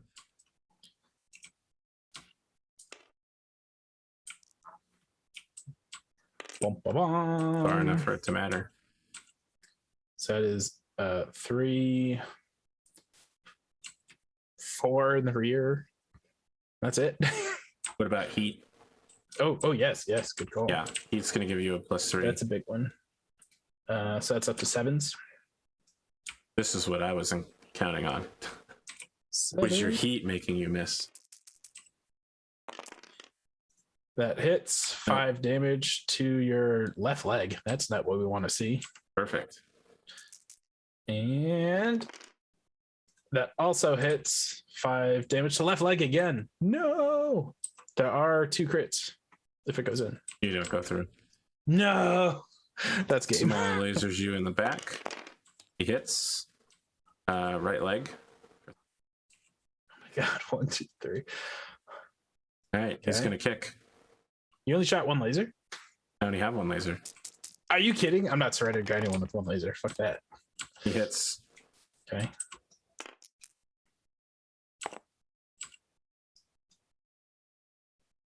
Right leg takes what, 7 damage on a 35 tonner?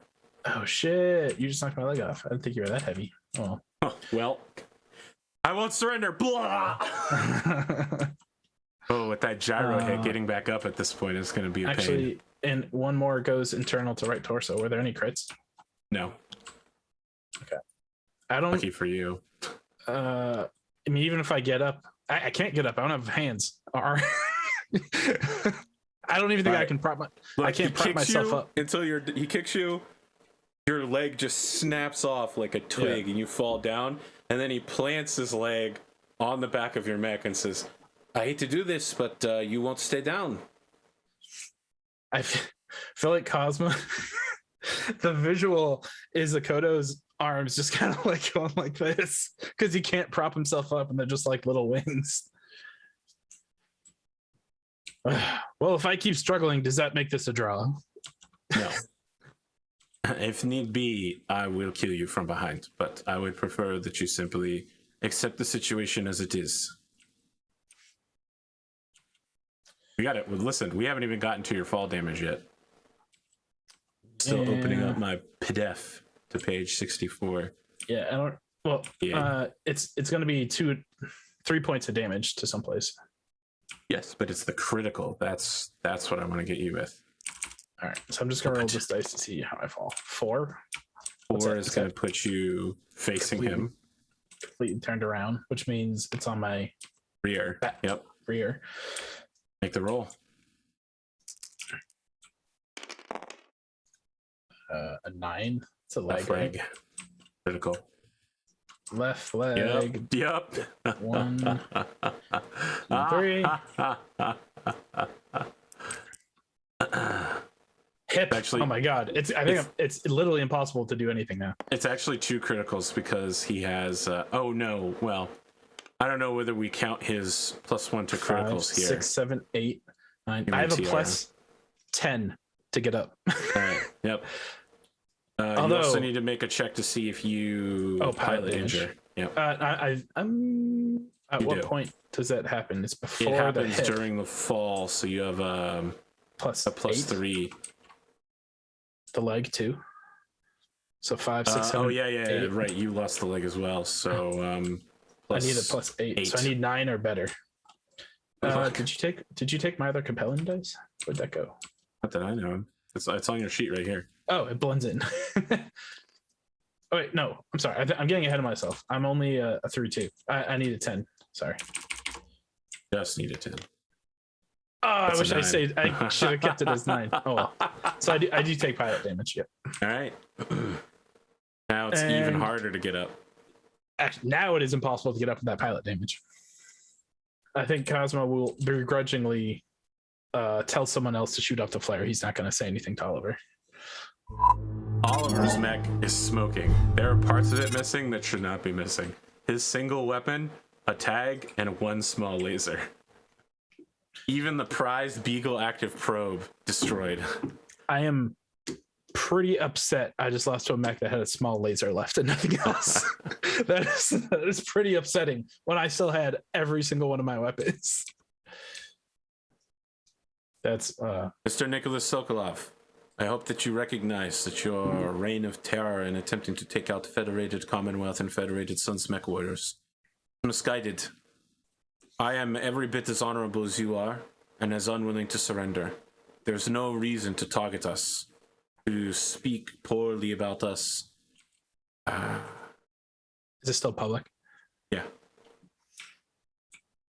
I don't know what else to say. Listen, Oliver, as I told you before, there is a difference between Cosmo. God, I expect you look like Macho Man Randy Savage right now. For some reason, you have a hat and sunglasses on. Listen, Oliver.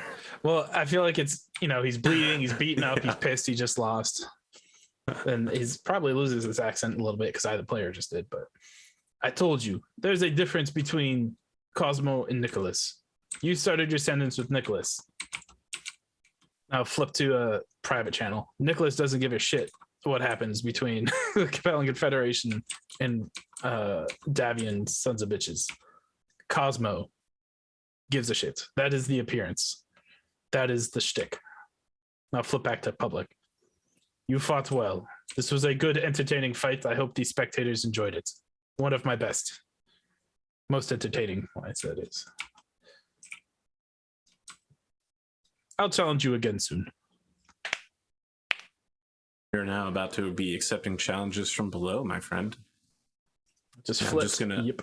I'm just gonna straight up tell you that your next challenger, Hilder. But she's better than me. She's better than all of us. That Owens had a shitload of armor, man. Yeah, it's supposed to be a regimental scout mech, intending to bring back intel and fire off tag. I could feel the 10-ton difference.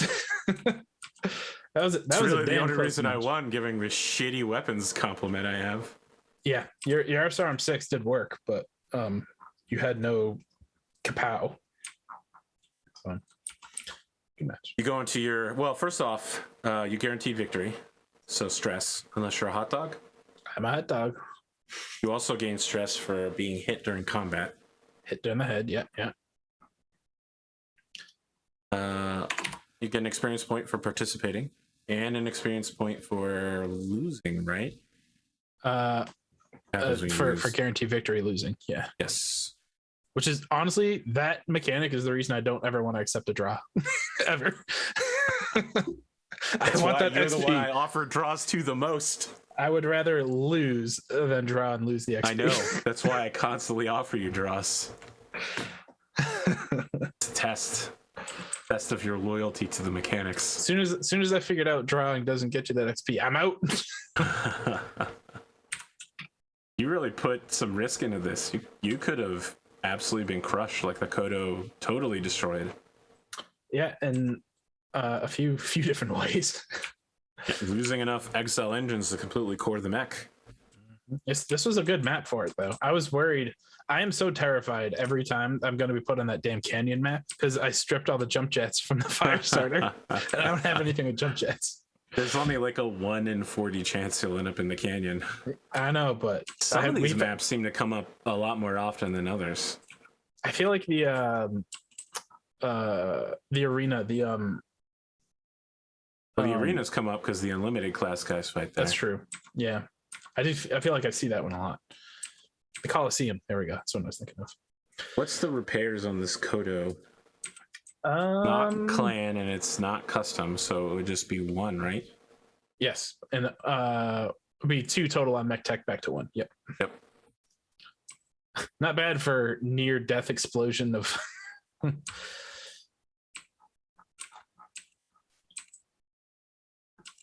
What are your repairs over there? Omni Mech custom. Not quite clan. Might want to think it is. I don't know. When you've got the purse strings of the AFFC on your side, you can talk some shit too. This is true. His mech was over twice. You want? We'll just give him a whole lance of Owens if you want to make a big deal about it. Fine, we'll just give him 1 of every Omni Mech loadout ready to go. Incredible. How much glory does it take to skip the interview? 3. And do you reduce the stress doing that? Yes.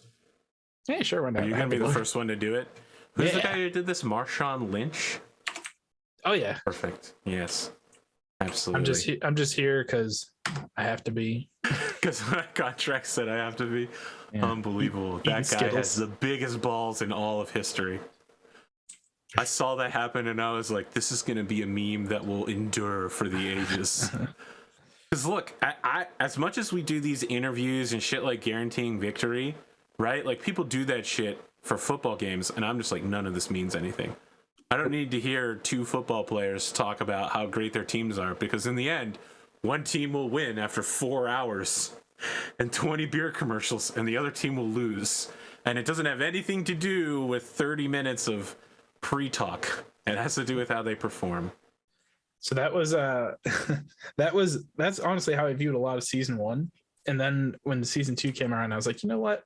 I'm going to play up the whole anti-Davian thing a bit more. And what did it was seeing highlights of some UFC fighter that just kept talking about someone he wasn't fighting. And I was like, why does that? But whatever, I'll just do it. You're not fighting any of these people, yet you keep shit talking them. Exactly. Let's bring that in. That is the most Triple H thing that you can do. John Cena. I have strong opinions about him, even though I haven't wrestled him in a calendar year. So that finished level 2. You skip your interview, and it's incredible. It rocks Solaris. People are like, oh my God, I can't believe he skipped his poster interview. People are losing their minds. The Apex Dragons facility is surrounded by paparazzi wanting to know where is Cosmo. In the infirmary. That's right, you're going to need some healing. Yes. Mark that down here. And someone kind enough, hopefully, to refund the avoid headshot thing. Yep. Your plot armor has to be recharged. Yeah. Requires a little bit of extra training. You have to do a montage like an anime protagonist. So, actually, no, because I'm skipping the interview and the paparazzi is probably looking at Apex Dragon. I show up at the Grand Lounge, find my Gamble representative probably clutching my eye. I'm like, so how did we do? Well, you lost, Brother Sokolo. Yes, I know I lost, but what did you bet on? I bet that you would win, so we did pretty not well. I see. You come to me, you say, Cosmo, I always win, so I bet on you. With your money and my money. I usually do win, but I don't know. You are free to make your own choices, yes.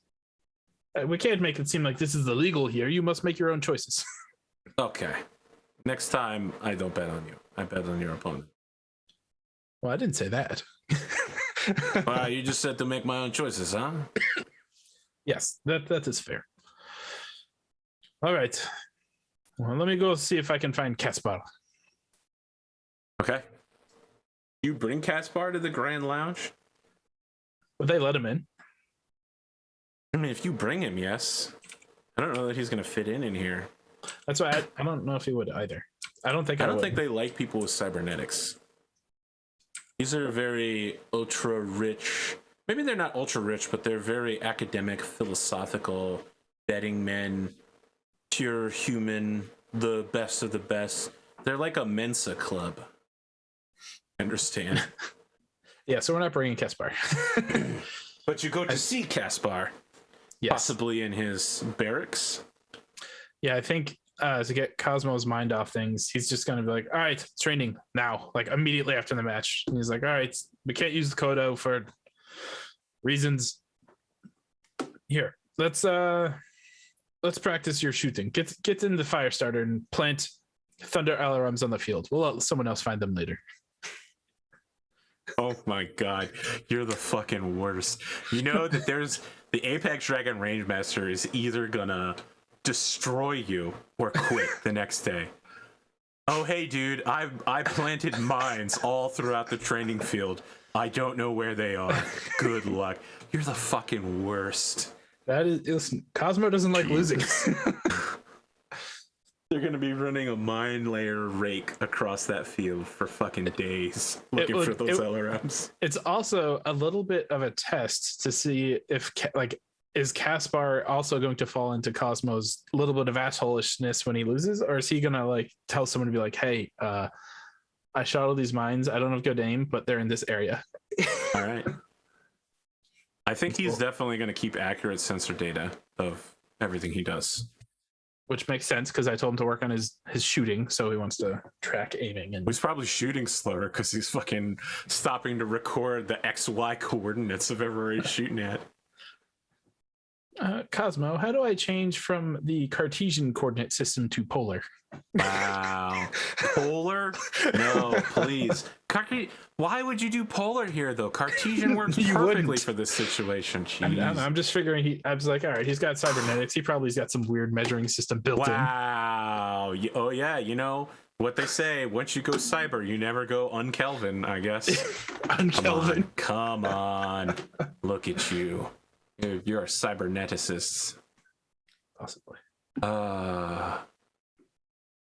Somebody just commented on one of the previous Solaris Nights about goat curry, and I'm like, when did I talk about goat curry? I guess I talk about goats a lot on my shows, surprisingly. I mean, they've come up on this one now. Twice, actually. Oh, Chad is apparently getting in on the Lynn Percival relationship train. I don't know. Is this something we can see? What do you think? I'm not asking Cosmo. I'm asking Dunamis. Are you behind the Lynn Hilder Percival? You know, I was it Hunter that said it best when he first was like, "Oh shit! I knew if I knew I could assign him to Lynn, I would have done that right away." Just because it's such a good pairing. We do have a final Lynn Hilder scene here today. Oh, so she gets the message that she's challenging you for your rank 58 in 2 weeks, and she nods and turns in her very small gladiator room to a package on the floor, which has inside of it, she pulls it out with sacredness, with care, a piece of Tira Miraberg's Shalone that was driven into the direwolf and killed the Ilkhan, ending the clan invasion's first wave. And of course, this is considered one of the most holy relics of the Free Wrestlehag Republic. It is their final act of defiance before their entire government collapsed. Is there... there's no way Cosmo would know anything about this, right? No, she's just sitting in a chair, having placed it on a desk in front of her, and is just looking at it as it glitters menacingly. Because, I mean, this medal was in a multi-mock accident between, a tiny little fighter and a multi-hundred ton literally war-changing warship, one of the largest warships ever made. There's not much left of the actual fighter, but it comes with a certificate from both an Inner Sphere Free Wrestlehag Republic technician and a clan bondsman who confirm that it is from the wreck. The clan Diamond Shark. Clan Diamond Shark, they'll sell anything, man. So I guess I'm the player is now curious. Why is the match against Cosmo where this is so important? Why does that she bring that out now? Interesting. Because Lord Prettybeard just sent it. Oh, okay. It doesn't have anything I was to like, do what with did Cosmo do that? It's like this special coming out listen, ceremony. you may not know this, but sometimes things happen that have nothing to do with us. That's not true. Everything's about Cosmo. At least to Cosmo, everything's about him. Hopefully that's come off by now. Perfect. All right. Well, thank you for joining me. Our match went late. It went real late. You know, I heard you say yesterday, we haven't gone late in a while. Yeah. Ludman, this ended far earlier than I wanted it to. And at that moment, I was like, I'll fix that. I mean, right. we didn't start actually going until like 20 minutes in. So, well, we had some things to do. Yeah, I got Hardspace Shipbreaker soon. So I got to bail and go make dinner. Thank you for joining me. Have a good time zone. See you later.